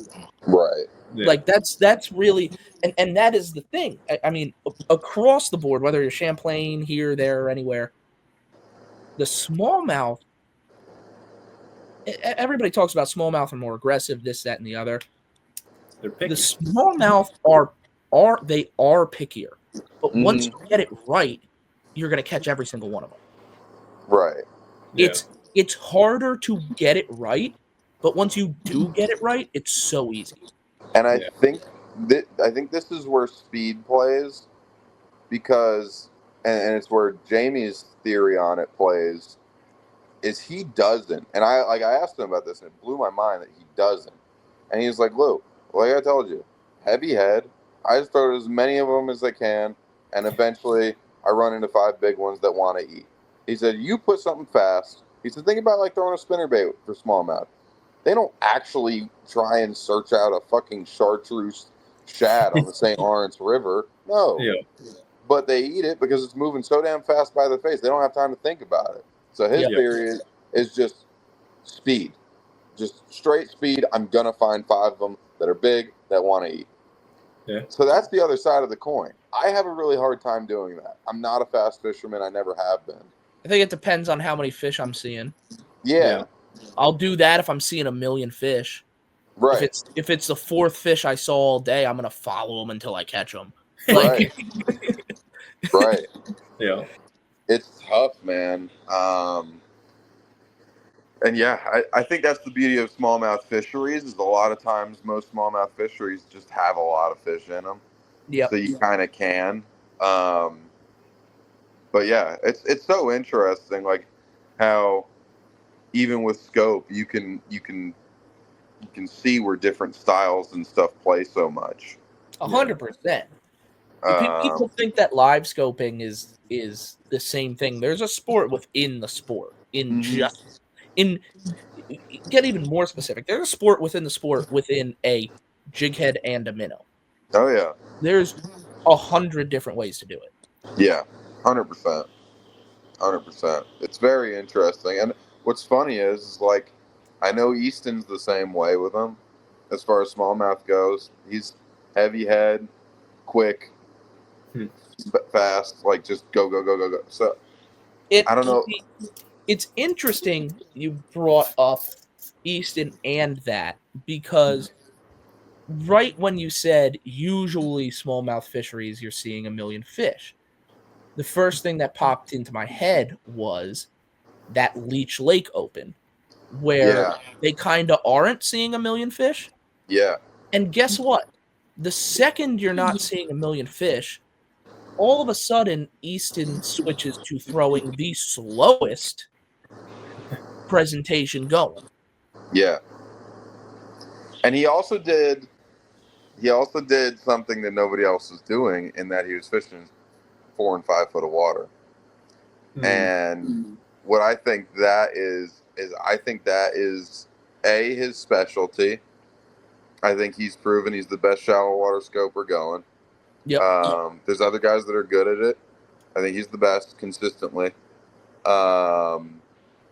And well, it's home pond, so it had that going for him. But home pond that no one else had ever seen.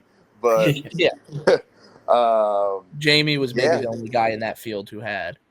Yeah, and it was such an interesting tournament, in that I think it was just one of those ones where, you know, nowadays you don't see it so much with scope, but I am a firm believer, and it varies so much just based on your population.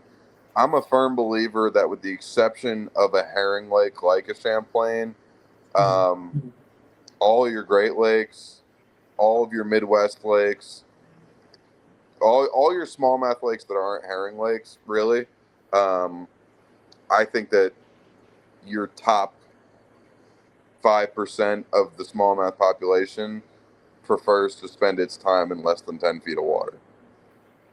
I don't know why they like to do it so much, but it just seems like every time I go to the St. Lawrence, every time I've been on Saginaw, every time I've been, when I was in Wisconsin last summer, like those fish, like those bigger smallmouth, like you go catch all 2-3 pounders you want out deep all the time. For whatever reason, those not, and like on the St. Lawrence, it's hard to say this because like guys are going to go catch 25 pounds out in 35 and 40 foot. But like, I'm not talking about 5 pounders. I'm talking about like the freaks, like the freaky freaks, like the top percentage of population, those ones just seem to get caught shallow. So this it brings up an interesting point that I just thought of right now. I think this might have been the only time I've ever thought of this, and I don't know the answer to this, and you guys might not know the answer to this either. Uh-huh. Is there a limit to how deep a crawdad will live? I don't know. I don't know. I can imagine them That's what not I'm living putting at down. 40, but I can see them down to like 10, 15. Like maybe the big ones just eat crawfish, and that's why. I can't imagine seeing a craw 60 feet down in the current on the St. Lawrence River. Right. You would imagine, all right, like, I don't know how deep they actually can go. I know they spawn shallow. Mm-hmm. And you would imagine that even if theoretically they can live 50 feet down or whatever, you'd imagine your largest population's not going to be that deep. Mm-hmm. It's an interesting point. I almost wonder if it has something to do with like just the safety aspect. Like, like those bigger ones just kind of know they're top dogs. Like they know that there's nothing that can compete with them up shallow, but like I don't know. Well, I also think about it in like when you're talking about those freaky big smallmouth, right? Yeah. Obviously, when you're talking about bait, right, offshore bait, whatever it is, that's where the abundance is. Mm-hmm. But if you're talking about fish that eat craws, bluegills, maybe even perch, you're not moving and burning as much calories as those fish that are chasing balls of bait are. Right. I mean, a smallmouth can sit on one rock his whole life, move 5 feet, go snag a crawdad, go eat one big bluegill, do that, and he's not burning any calories either on top of that. And that's, I mean, I would imagine that's how you get your big, fat, sloppy. I mean, we talked about this on last week's podcast. When it comes to largemouth, I'm very much of the train of thought that 90% of the time there's not a lot of them, but your absolute biggest mega freaks in every lake are primarily bluegill eaters.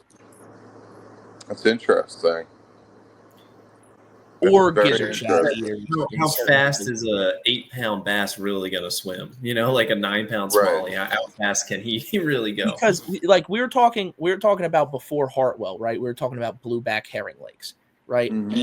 Obviously, the bass love blueback herring for whatever weird reason. We don't need to get into all that. We talked about it. But while you catch really, really good bags off the herring, your max size kind of tops out. Like it seems like it's hard to catch a fish over 4 to 5 range actually on bluebacks. I mean, it happens every now and then, but like you're usually not catching a 7-8 pound bass chasing bluebacks. What's interesting is you do, but not any time around the spring. It seems like it's a winter and a summer thing. For whatever reason, winter and summer. I think it's just because that's where those fish winter and summer is where those herring are. But yeah, like I know guys that like my buddy caught big fish in the Hartwell BFL last year or this spring, and not spring, this winter.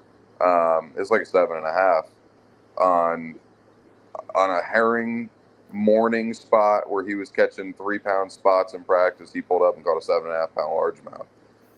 Just like floating on herring. And so you never hear about it in the spring, and you really don't hear about it much in the fall either. But for whatever reason, those certain times of the year they do. But I do wonder the same thing.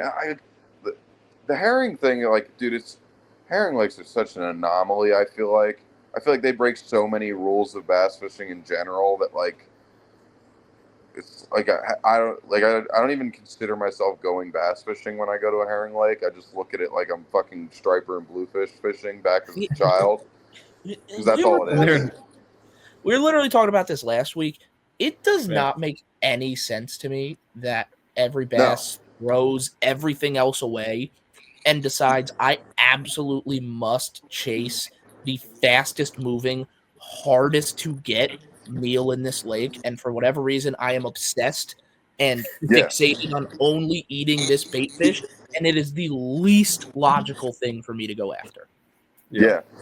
It makes no sense. I had my sophomore year of college, we went in a Hartwell, just guys' weekend, early fall, like late summer, early fall. And it was miserable. We couldn't get a bite to save our lives. It was really hard. Like, you can catch little ones all you wanted, but it wasn't good. And on one of the last days that we were there, I found a point that as I was pulling up, they just started going. Obviously, this is pre-scope or anything. And I was like, my God, those are giant ones. I sling a freaking little stick out there, catch a 5 3/4 largemouth. I shit my pants. Spent the entire rest of the afternoon on that spot because they kept coming up and they were all giants. All of them. Never caught another one. Woke up the next morning we had to go home. And I was like, I don't care that we got to go home. I am going to sit on that point until the minute I have to go home.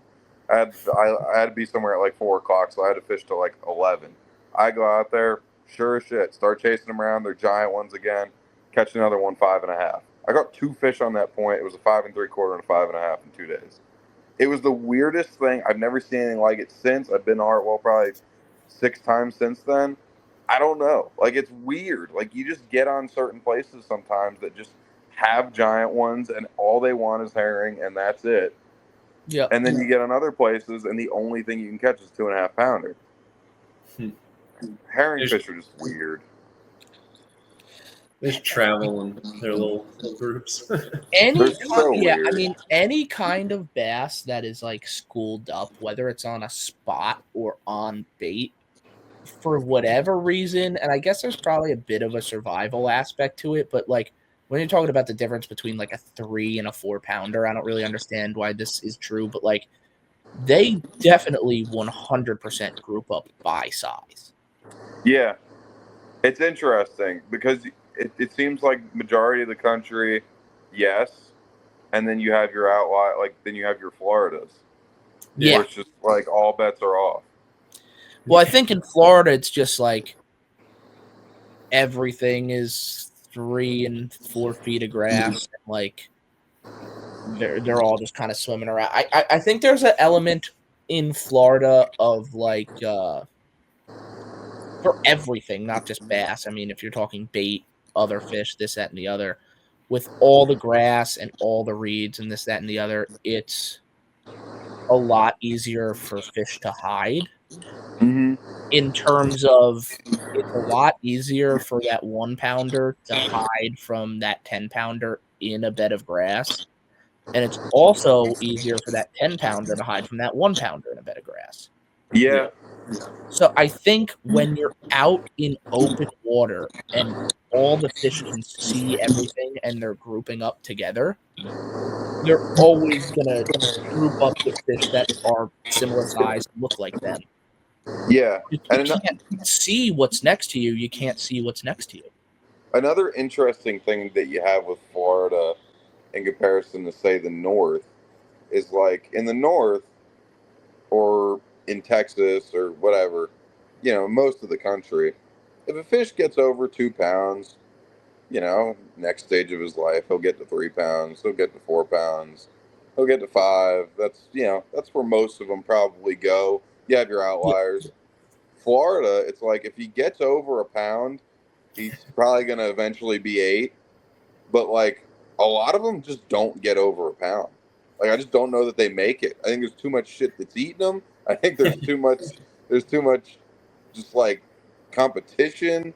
Like there's something weird that goes on with spawns in Florida where you just that class of 2 to 6 pound fish or 2 to 4 pound fish just ain't there.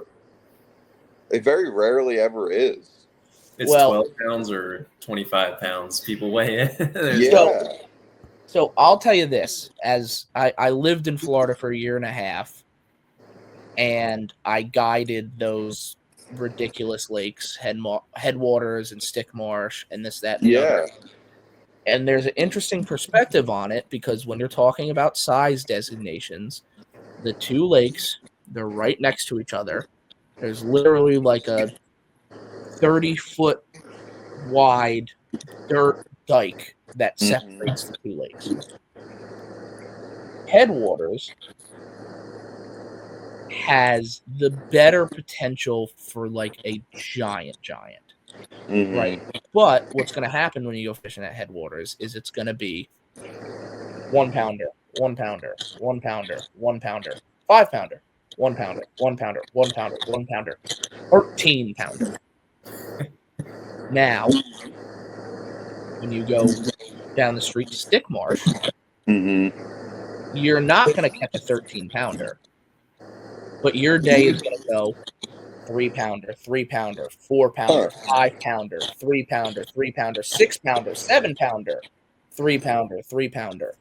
Like, and it's more of like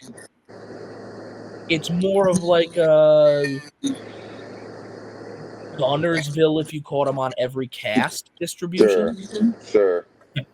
Whereas Headwaters is like Okeechobee on crack. Yeah. You know, now what I'll say in this, which I don't have any theories or clue if this has anything to do with it. Headwaters, for the most part, the whole thing is 3-4 feet, filled with hydrilla, filled with reeds, pads, the floating water lily crap. I mean, it's grass across the whole thing is a gigantic grass bed. Stick Marsh, most of the lake is 7 to 8 feet with nothing at all. But there's shell bars, there's stumps, there's a couple of grass beds, but it's mostly eelgrass, and there's not a ton of it. And that's the distribution you get in that lake, where there's a lot more hard structure, more open water. There is grass, but it's not a wall of hydrilla, where Headwaters, the whole lake is a wall of hydrilla. Right. And I don't know if that has anything to do with it, because that seems to be true across the board for a lot of lakes. Like Okeechobee is a big, like, 1 pounder, 1 pounder, 1 pounder, 7 pounder lake, and it's a shallow bed of reeds and grass, whereas a lake like the Harris chain seems to have more of an even distribution, where you have more shell bars, deep water, this, that, and the other. I don't know what that means, but it does seem to be a pattern. Yeah, it's interesting. It's very interesting. I don't know. I wonder if it could have something to do with like the current that comes with deeper water and stuff like that. I don't know. It's very interesting. More bait fish, more. Yeah. Like you just have like which one is healthier at that point? You know. Yeah. I would guess the one that's got the better average, but I don't know what a biologist would tell you. I can tell you, Stick Marsh, the one with the better average, to me was wildly more enjoyable to fish. Yeah. Oh, I would agree with you. I'd be more interested in that 10 times out of 10. I heavily favored that lake. Yeah. To the other one. But Headwaters was the new one that just opened, and Roland Martin caught a 12-pounder there. JT Kenny caught a 13. That boat ramp would have 60 boats in it on a Tuesday. You go 100 feet down the road, Stick Marsh boat ramp has 3 boats in it. Yeah. And you go back there and catch a billion, and then talk to your buddy who just got off of Headwaters, and it's like, oh, yeah, no big ones today. I mean, we caught a billion, but we only had 12 pounds. And I'm like, well, I had 28. Right. You know, and it's like, I mean, listen, I didn't catch a 13-pounder, but like I would rather do that every single day than do 3 days in a row of 12 pounds and then on day 4 I catch one big one. Yeah, 100%. You know, but 100%. I think that's I don't know. That's me. That's the northern in us. I think people down south like to hunt giant ones more, and I think part of it's because down south you just don't get as many bites in general. Mm-hmm. Like, I was so excited to move down south until I did, and then I realized that it kind of sucks.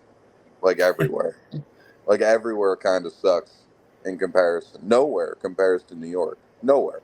There's no place in the country. Crazy. There's not a place in the country that compares to it. Nowhere. New York is the best bass fishing lake. It sucks that we're in the Northeast, but like in hyper locally, we're in the little bastion of the Northeast that does suck. Like everywhere around us is awesome, and like right down the street stinks. But, hey, don't tell Manasquan that. Oh, I wouldn't. I would never tell her that. I would never tell her that. I can't believe those weights. She gave me a 9-pounder last year. I can't believe what. Do you have any insight on what happened in that tournament? I can tell you they weren't. Oh, the 3 weeks ago one? They weren't doing anything different than what they're always doing. Really? They just bit. That is wild. And I know, well, I'll tell you this. This fall, I caught a 9-pounder there. Yeah. This fall, the water was crazy low. I don't know if you saw that. I did hear this. It was empty. The water was like 15 foot low. Yeah, that'll do it. And when it first happened, when the water first went down, the fishing was really, really bad. Yeah. Really bad. And I think it had to do with a water clarity thing, because the water was really gross for a while when it first went down. And I think it's because the shoreline was soft sediment that hadn't been touched in forever. Right. And every time the wind blew into it, all the sand it was creating like cliffs of sand around the edges of the lake, and all that sand was washing into the middle of the lake. It was like you could see the sand particles floating in the water. But then once the dust kind of all settled with that, we had a couple weeks in the fall where it was insanity. Yeah. 50, 60 fish days every day. Yeah. And big ones. I mean, obviously, one of them was the biggest New Jersey bass I've caught. I mean, the biggest, I'm sure, obviously, people have caught them. It's the biggest New Jersey bass I've ever seen. Yeah. Period. Whether it was me catching it or not. Yeah. There's a theory, and it's essentially a proven theory. It's something that happens. I've heard bass biologists talk about it all the time. Anytime you have a drawdown like that, when it comes back up, it is always a new lake, and it's called new reservoir theory. Yep. And it explains, not fully, there's obviously a lot of other factors here. It explains the California boom of the 60s. It explains the OHIV experience the last 5 years, Bushy Break, Dale Hollow, Lake Norman when they first dammed it was fucking incredible. Every lake that's new is great. Yeah, I think when you have a drawdown like that, even on an old lake, when it comes back, it creates a mini version of that new reservoir theory. I think, and when that deal happened, it was like right as the water was starting to come back up. So that was right around when that tournament happened, the water was almost back to full pool for the first time in like a while. Yeah, it makes all the sense in the world. Yeah. And I mean, those fish are what always happens to so there. many. Like, I think it's like so much sediment and gook and bullshit builds up over time, and you just lose so much habitat that like was fresh, clean. I mean, you look at a pack like a lake like a Pakong, like there's all the deep structure is gone. It doesn't exist. It's gunk, it's sediment, it's bullshit, and that's what happens when a lake sits there for forever. Yeah. When the reason why it was bad when that wind blew and pushed all that sediment out of there Yeah. is the reason why it was good when it came back up. Yeah.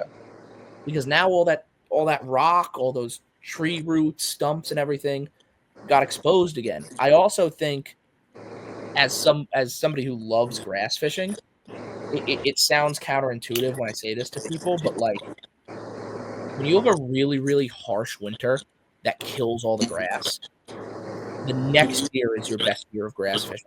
Because look at Candlewood. If your grass persists year after year and it doesn't die, it like kind of dies and it gets gooky and you get the slime stuff and it gets shitty and you can't flip it right. The fish don't like it.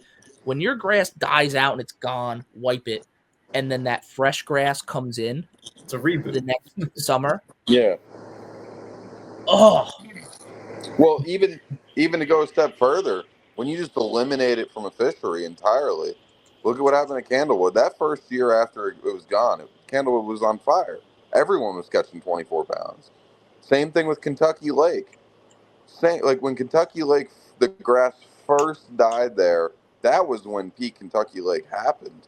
I've heard those Bethel guys talk about going out there, talking about how the grass was gone because all the carp and, they had crazy floods and all kinds of other shit. That first year, once that grass was gone, but the fish were still there, they said you could get on those bars in the fall with a giant spook and just wear them out. Like it was like you just went out there and caught. You didn't. But then what happens? But then what happens when it stays gone? Is the flip side. Is the flip side.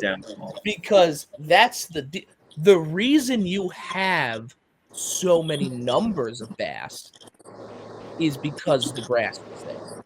Right. Now the grass is gone. The bass are still there. They can't hide from you anymore. Yep. You're going to go pound on them. But guess what? Those fish are going to have a real tough time keeping their spawn alive now. Mm-hmm. And what you're going to see happen, you're going to see the same thing happen on Candlewood as what's already happening on Kentucky. It's just going to be a 100% smallmouth lake, and that's it. It's been happening. Yeah, it's getting dirtier. It's just dude, and it's an all smallmouth lake now. Your guys are still weighing in largemouth on like the bigger ends of things, but I don't think they're going to be there for like, dude. Your top end weights, right? Your guys who are there every day, and I mean these are. I don't know how familiar you are with the Candlewood scene nowadays. Probably not. Some of them. Familiar. These guys who are winning these tournaments and putting up these giant weights, they're scoping in like 40 feet of water. Yep.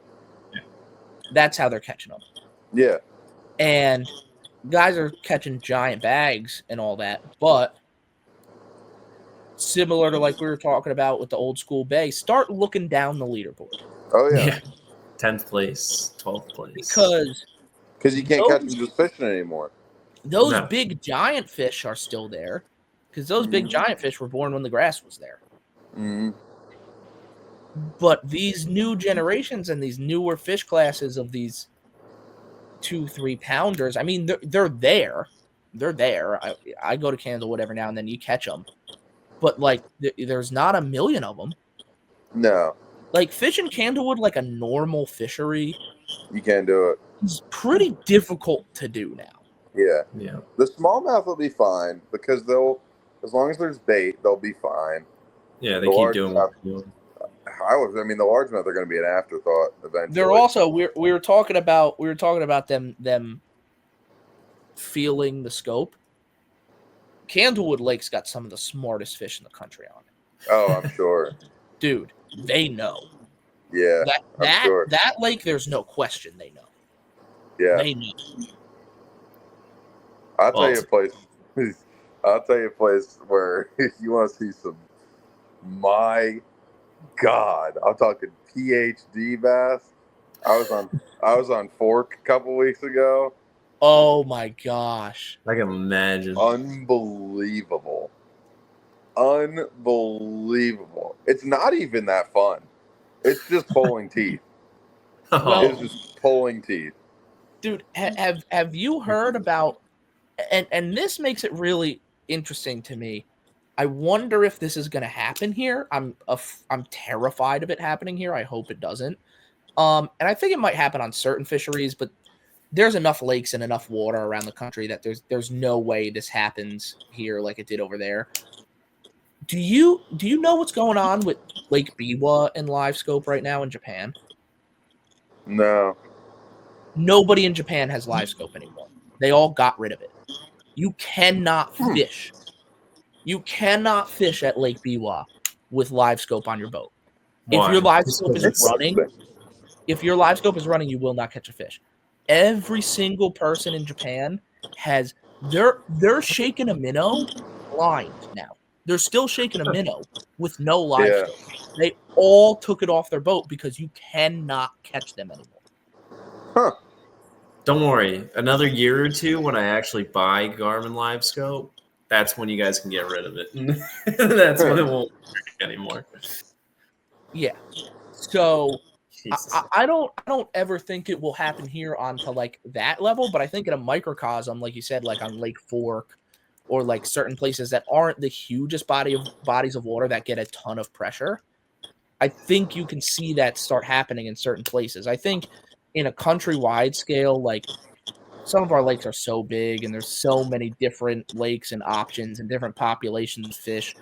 I don't think it's going to be like, I don't think it's possible for it to be a deal like in Japan where it's like you completely can't do it anymore across the board.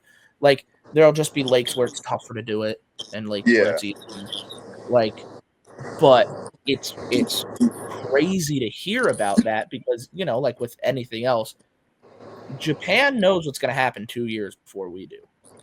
Yeah. So if they're taking their live scope off right now, my watch is set for 2 years. I'd be more than shocked. So would I. At this point. Yeah, like so would I, but like fine. I said, your Candlewoods. Your Candlewood, where they're getting shined every day, your Fork, where they're getting shined by 1 million people every day. I think you're going to see it be impacted on certain lakes where I just like I can't imagine that Biwa is getting significantly more pressure with scope over the last 5 years than a Fork is. I think it's probably pretty similar. Right, and if anything, Biwa is bigger. It is, but I'm talking per capita. I think I mean it gets there's a lot of boats out there, dude. There's a lot. Yeah. I don't know. There's a bunch of weird stuff. There's weird stuff that goes on out there because I think wasn't there a period of time where you couldn't release a bass in Japan? Technically, that is still a thing, but nobody listens to it. If you ever watch a fishing video from Japan, they cut it right before the release. They never show the release. Right. Yeah. It's interesting. Because they're technically invasive. They want you to take it out. It's at a point there where, like, everybody knows. Like, nobody's getting in trouble for it anymore. Like, everybody knows they're not going anywhere. Like, everybody wants to fish for it. It's an industry now. This is what it is. But technically, that is what the law is, you know? Yeah. I don't know. It'd be interesting to see. It'd be interesting to see. I mean, look, I'd love it if that was the case. I have such a hard time believing it. Yeah, I don't like I said, I think there's just so much water here, and so like I don't think it will ever become a thing across the board. I do wonder if it will become a thing on certain lakes, though. Yeah. Right. I could see it happening on a fork. I could see it happening on a Candlewood. I can't see it happening on a Champlain. I can't see it happening on a Hartwell. No. You know, like There's just these so places many. just have so many fish and are so big, and there's so many options. I mean, there's going to be populations. You know, even if you're on a group of a group of fish that maybe got beat up a week or two ago that remember it now, there's going to be another population of fish a mile down the lake that have never seen it before. Exactly. Yeah. Exactly. So, I think on lakes like that, no way. But I think there are a few choice places where you could see that being a deal. Right. Mhm. Yeah, it's interesting. Like, I just don't know. I don't know why stuff like that happens in Japan. Like, because you hear stuff that like that about, like, look at how Japan has come out with so many different tackle innovations, right? And they do that because they say the old stuff doesn't work anymore, or the fish get so pressured they don't bite this, that, the third anymore. When has that ever happened here? Ever. Why can I still throw a Sanko at the bank and still catch them? Yeah. Again, I think that does happen in a lake by lake thing sometimes. Like if there's a certain lake that we're fishing every weekend, people figure out what the or I'm just like we'll throw random things out. Lake W, right? They're eating a chatterbait really good. Yeah. I tell Brennan they're eating a chatterbait really good. Brennan tells you they're eating a chatterbait really good. Now, 8 tournaments in a row, every single person is throwing a chatterbait. Every single person is catching fish. After a while, you're still going to catch one here and there, but after a while, on that same lake, in that same area, they stop eating it. Yes and no. Not on giant lakes. Not on giant lakes. That's what I'm talking about. Not though. on Like, giant lakes. that's where your tournaments are going to be. Like on Gunnersville, Yes. they're never going to stop eating a red trout ever till the end of Yeah. time. And then Not on everyone's giant always going to throw one. But I think why it happens in Japan Yeah. is because lakes where you can put a bass boat in and bass fish, Right. there's like 3. Right. There's literally like Yeah. 3. So every single person in the country is fishing 3 lakes. Yeah. Like, yeah, we have more people fishing here, but like say for example, right, you took the state of Florida, Alabama, Mississippi, and Georgia. Mm-hmm. And you told all the anglers in those 4 states Mm-hmm. that Guntersville is the only lake you can fish. Right. And every single bass fisherman from all 4 of those states only fishes Guntersville every single day. All of them fish it every day. Right.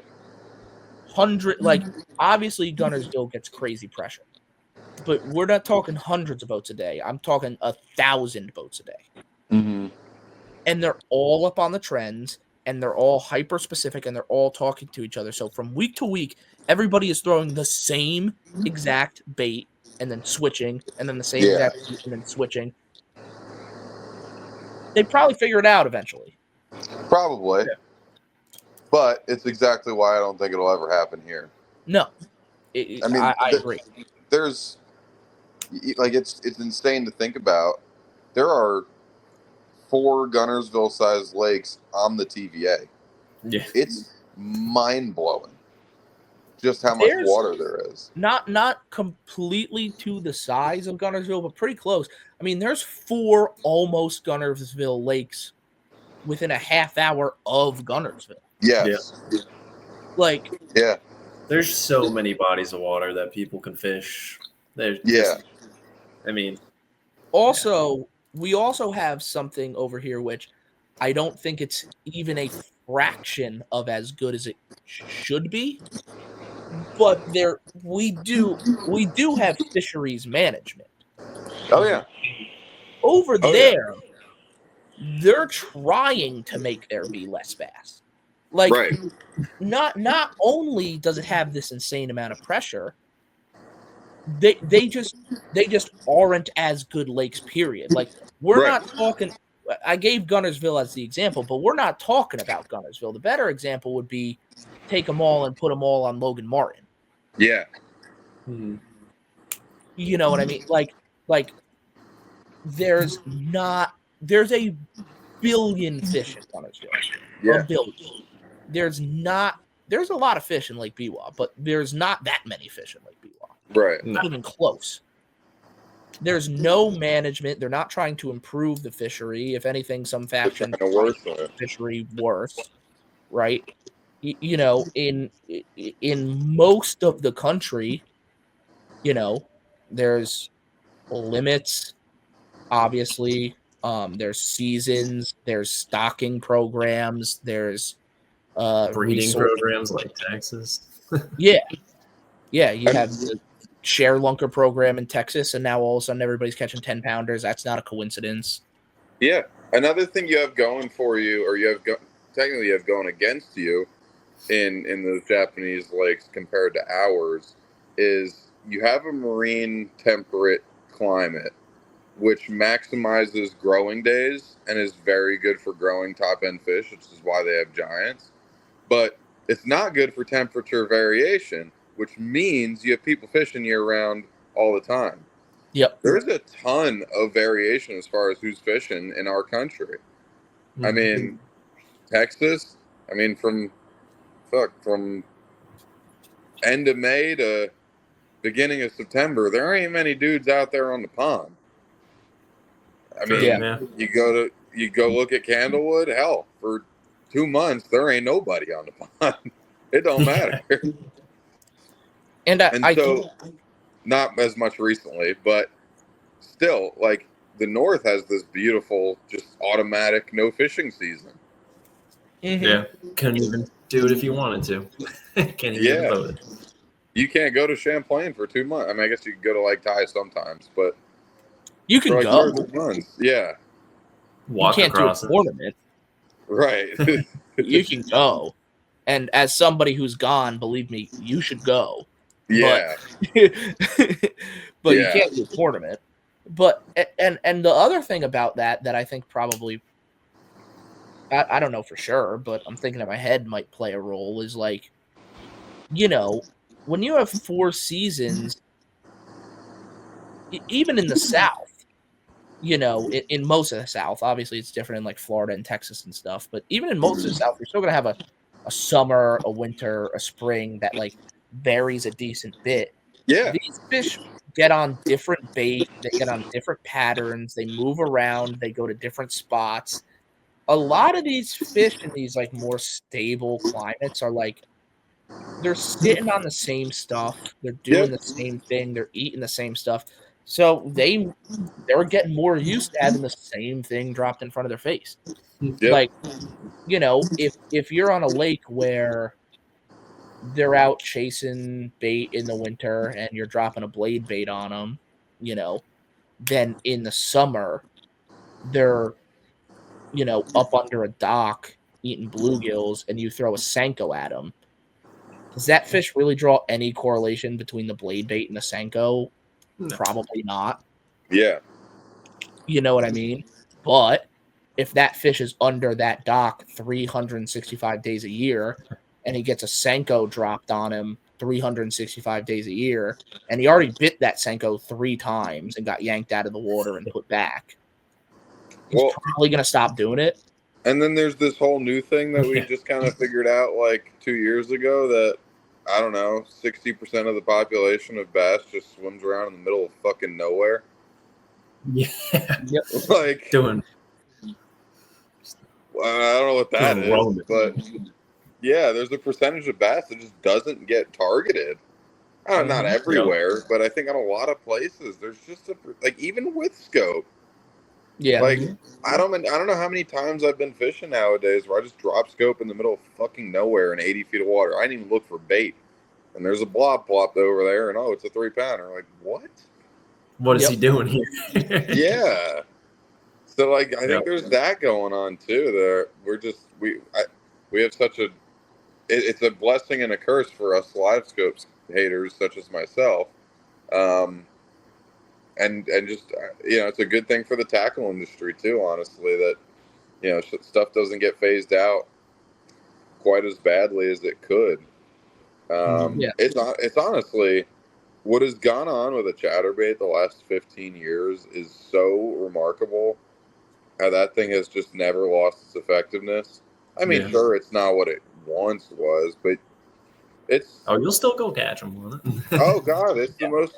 It has the jackhammer to this day. I think since it's been released, accounts for more top tens than any individual bait on the market. Damn. Since its release, it's incredible.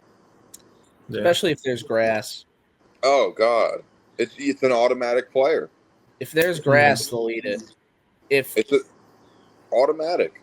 If there's not grass, it's probably not gonna play crazy. But if there is grass, it's never not gonna play. Right. Yeah. If there's grass on a pro level tournament, somebody's gonna be in the top 10 with a chatterbait. It just is what it is. And I mean, in my experience, and I think this has a lot to do with it. Like, even as you said, like, obviously it's gone down a little from what it was. Like, your catch numbers are not as crazy as they used to be, but like it seems similar to like how people talk about a big jig. Like, you tend to get a lot of your biggest bites on a grass lake on a chatterbait. 100%. It seems to have an effect on increasing your average size. And when you're talking about a 5-fish limit tournament, it's like, yeah, the chatterbait might not be your bait to catch 60 fish anymore. It used to be. And it still can be on the right day. It absolutely can be. But it might not be every day. But if you want to get 5 of the right ones, it's probably your best bet. Yeah. It's just got so much power to it. Mm-hmm. It really does. It's pretty freaking amazing. And I mean, shoot, it's been a great bait for me, like skipping around docks in the Carolinas. It has such a place for me there doing that, just because it's basically you're throwing a spinnerbait where nobody can. Yeah, that's the way I've always looked at it. Like, yep. And it doesn't have the draw but don't get bite factor that a mag draft does. So like, yep, it's such a powerful bait. It's amazing that it's done what it's done. It's one of the things. It's one of the things, and this is, more specifically in like a shallow grass type of lake, where this is, because obviously you have different situations like throwing a white chatterbait under docks, which isn't this, Sure. but the chatterbait is one of the things that led to me coming to my bluegill fish are the biggest fish like thought is like, on most of these grass lakes where I'm mostly throwing a green pumpkin chatterbait and I'm mostly getting the biggest bites. It's like, okay, what, like, this is clearly a bluegill imitation, and these fish that are eating these bluegill are way bigger. Like, if I go out off the edge and I throw a shad colored crankbait on the outside edge of the grass, sometimes I get a lot more bites, but they're all 2-pounders in the shad presentation. Then I go into the grass and I start throwing this big, bulky green pumpkin chatterbait, and every fish I catch is a 4-pounder. So that was, I mean, obviously that's not the only thing to it, but that's one of the things that got my wheels turning a lot about like bluegill eaters. Yeah. One thing I wonder a lot is why. I'll be honest with you. I don't know if it's my simple brain self. I don't think about this kind of stuff very often. I kind of just do, and it works. It works. But one thing I've always noticed in the South, and like in your reservoirs, is a lot of times you are getting away from your average size, and you're running into more spotted bass areas, or you're just running into smaller fish areas. in general, but you're, again, kind of like the smallmouth theory, your tippy top end a lot of the times is going to live near your bottom dam on these impoundments. Yeah. I don't know why that is. It's usually the cleanest water in the lake, which shouldn't be conducive to largemouth. But I've often found that on your Hartwells, your Normans, your Gunnersvilles, like a lot of those like southern impoundments, if you can get in that cleanest water by the bottom dam, your biggest giant ones do live down there. And I don't know why that is. I don't know if the bigger they get, they're more sight feeders. I don't know what exactly it could correlate with, but it seems to make sense.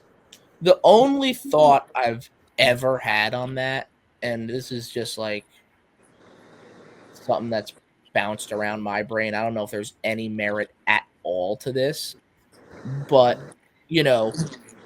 that's where you're going to have your more stable water, less is changing, everything's kind of the same year after year. And like you said, there seems to be a lot of like other smaller fish around there. I wonder if it's hard, like you were talking about, once they get to 3 or whatever, they're probably going to keep going. I wonder if it's harder to break through the beginning. But once you break through the beginning, it's easier to get all the way to the end. Where they because if what you're doing is working, year after year, what you're doing doesn't change. Right. Like if you're that fish and you figured out a strategy of like, this is where I'm setting up, this is how I'm eating, this is what I'm eating. If you're way up the river, there's grass, the grass moves, stuff gets blown out, trees move in, you're here, you're there. Stuff changes. You got to adjust, you got to figure it out. But once you get to that certain size where you're the king of your little area there, it might be easier to get all the way there because your strategy now works because nothing changes down there. Yeah. Nice and stable, easy to see. It's always clear. You can always find your way. I have zero idea if that makes any sense at all, but it's how I've analyzed it. I wonder if it has so much to do with just sight in general. I've always remembered, like, not because I have any experience catching big mega giant ones, but like I always remember seeing like Matt Allen and Tim Little on Tactical Bass and always talk about if you want to target the biggest giantest fish in your lake, our favorite times to do it, we notice our big giant ones come between 11 and 3 o'clock on calm sunny days. What the fuck? That's always been the worst fishing conditions ever, and they claim that's when you catch big giant ones. Is it because big giant ones just simply like to see? I don't know. Yeah, quite possibly. They're like, you know what? This is actually the best. Yeah. They figured it out. Maybe the big ones, like once they get to that giant size, they realize that they can just go and eat whenever it's best for them to see and move around and eat because they're not worried about ambush and shit because they're huge. Yeah. They're not worried about being afraid of anything eating them. I don't know. Another thing that I keep harping on with my bluegill eating fish. Bluegills for some reason just like aren't really scared of bass a lot of the times. Yeah. Like they're just sitting next to them. So like you're a bluegill eating bass, you can just eat them in the middle of the day because they don't even try to run away. Yeah. This is a normal day for me. Like how many times you get your fucking jig stuck on a dock and you go up to the dock to pull it off and you look at your piling, and on that piling there's 12 little bluegill and a 3-pound bass, and they're all sitting there right next to each other, and nobody has any sense of the imminent danger. And then just like randomly that 3-pound bass after a few days will decide, oh, I'm hungry again, and just like pop one of their buddies, and the rest of them will like scatter for a second. They'll be like, whoa, what was that? Yeah. And then they just like forget and then slide back over. Yeah. Yep. Like, I mean, how often have I caught a friggin' big giant one on scope out of a pile that's got 15 crappies sitting in it? Same thing. Mm-hmm. Like, yeah. There's just a comfort level there, and they don't really give a shit. They know that they're going to succeed as a species no matter how fucking many of them get picked off. Yeah. Like, I also think a lot gotta of sit here and deal with it. yeah. I also think a lot of big giant ones probably eat a lot of 1 pound bass. Yeah, Oh. that could be very true. Yeah. It's a really good point. Eating anything big. Like if you think about it in a smaller scale, how often it like literally all the time, your farm pond has 300 1-pounders and then 1 7-pounder. Right. Yeah. What's he eating? Is that what the bottom of your lake is in a Right. bigger scale? Because that's what the bottom of your lake looks like.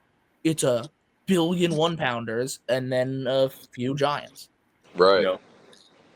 Right. It's interesting.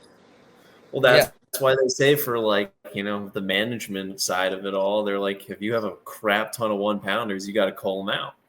Right. And it gives room for fish to eat more of the bait, and grow bigger. Because all the 1-pounders are competing, taking up all the bait, and it kind of stunts the growth of the pond. Yeah, and that might be part of the lower end of the lake theory too. Is like there's more bass down there, period. So the competition is stiffer. So again, it's harder to break through. But if you do, once you do break through, you're good. Yeah. But there's so many bass that it's hard to get that good average size. Right. Mm-hmm. It's literally the farm pond theory, just on a way bigger scale. Yeah. Yeah. And then up in your rivers, it's much easier for the few that do make it past the spawn to just kind of get to that nice, healthy size. Yep. There's a lot less of think about the style of fishing that it is. You're down by the dam looking at your scope. More often than not, you're watching a guy on Bass Live doing that. He's catching 40 to 50 fish a day. Yeah. And then you look at your guy all the way up to the river, flipping the trees in the current. He's catching 7 or 8. bites. There's not as much competition. No. And I wonder if that has a lot to do with it too. It's the competition factor that grows those big giant ones, but results in less of them overall. Right. Yeah. Right. Yeah. It's very interesting. Mulling through that over in my head, that's a thing that is just now. It's one of the first times I've thought of it, but that competition factor is a thing that seems that's clicking pretty good for me right now. Yeah. Sounds like the best one I've heard. Yeah. It especially intrigues me and mystifies me with smallmouth because I don't think the smallmouth follow any sort of pattern Nope. whatsoever. I think they go where they want, when they want. And so, like, what? I don't know. They confused me, but in the best way. Smallmouths are the best. Oh, the best. They're the absolute best to fun fish for. They can be the absolute worst to tournament fish for. Oh, yeah. Yeah. Oh, yeah. I think they're the perfect sport fish. I really do. They're so sick. Yeah. I think they're the perfect sport fish. They're confusing as hell, that's for sure. Yeah. But when they can be so tricky and they can be so rewarding. Yeah. And they fight and they're beautiful and you can catch them in so many different ways and they're so aggressive. I love them. Yeah. And they jump. Yeah. Yeah. Which is another reason why they're the funnest fun fish for and the worst to tournament fish for. Oh, yeah. Oh, yeah. That's for sure. I love watching them jump when I don't care. Yeah. Because they don't come off when you don't care. Yeah, no, never. No. But when you're fishing a Toyota series on the St. Lawrence River and you have 22 pounds worth of smallmouth make their way from 40 feet below the boat to 8 feet above the boat and then immediately come off, that's not fun. Yeah. No, it's not great. It's not. They're my favorite. I love them so much. They're so. I mean, that's why Lake Champlain and lakes like Lake Champlain are my favorite, and just New York in general is the best place ever. The best possible thing you can have is a lake that has a lot of smallmouth and a lot of largemouth. You can do whatever you want. Lakes that are only largemouth get a little boring sometimes. Lakes that are only smallmouth get a little boring sometimes. Those lakes that have an even distribution of largemouth and smallmouth are so much fun. Yeah. Like they're just the best. Like there's nothing better on the planet to me than a New York lake that you can catch an even 20 of smallmouth and an even 20 of largemouth. Yeah. I'm personally partial to St. Lawrence. Not necessarily from a tournament perspective, but I'm personally impartial to the St. Lawrence, very specifically from a tournament perspective. Yeah. Yeah. I get it, dude. I've had them for sure. I've had disasters, but it's so special. Those fish there are just, there's nothing like them. Yeah. I mean, True. That fishery is insane. It's nuts. I mean, where else can you go and catch the weight that you can catch there and be a non-competitor? It's so nuts. Yeah. That's the even crazier part. That's the part that drives me up the wall. Yeah, me too. I agree, dude. It's kind of a shitty place to fish a tournament, honestly. It sucks to fish a tournament. Like I've gotten to the point where I kind of don't like fishing tournaments there. You know what really sucks about fishing tournaments there? What really sucks about fishing tournaments there is if you're in a 2002 18-foot Triton that burns 3 gallons of gas per mile, and they launch you out of Messina. Oh yeah, I fished a college natty out of the Ranger. I get it. Yeah. Like, and then I went and fished Messina and lost 24 pounds in Messina. Trust me, I've had them. Sounds like exactly what I was just talking about. Yeah. I lost one that day. I wish I knew how big it was. It was the biggest smallmouth I've ever seen in my eyes. Damn. I hate to guess 7 because I don't even know what that would look like, but it was big. That's sick. And since that day, that was in 2021, I have not fished a spy bait in a tournament since, nor will I ever again. I won't. Afraid to. Never. I won't do it. I refuse. It's against my religion. I'll cut a toe off before I throw that thing in a tournament again. I'll tell you what, though. Won't do it. Sometimes it's just the day and the bait doesn't matter. Sometimes it's just the day. I had a day on Smith Mountain where I should have won a college tournament by 7 pounds, and I didn't win it because I had 2 4s and a 6 come off on a spinnerbait. Venom Wars, baby. Venom Wars. I mean, when do you lose every fish that you hook on a spinnerbait? Does that ever happen to you? Dude, I had a 4-pounder jump with my spinnerbait in its mouth. I reel the spinnerbait back in, and the trailer hook is off. He took the trailer hook off of the spinnerbait. But it's like when it's like guys say, when it's your day, it's your day, and when it's not your day, when it ain't. Yeah. When it ain't, it ain't. I mean, I had 8 billion chances to win that tournament, and for whatever reason, the man upstairs did not want me doing it. Yeah.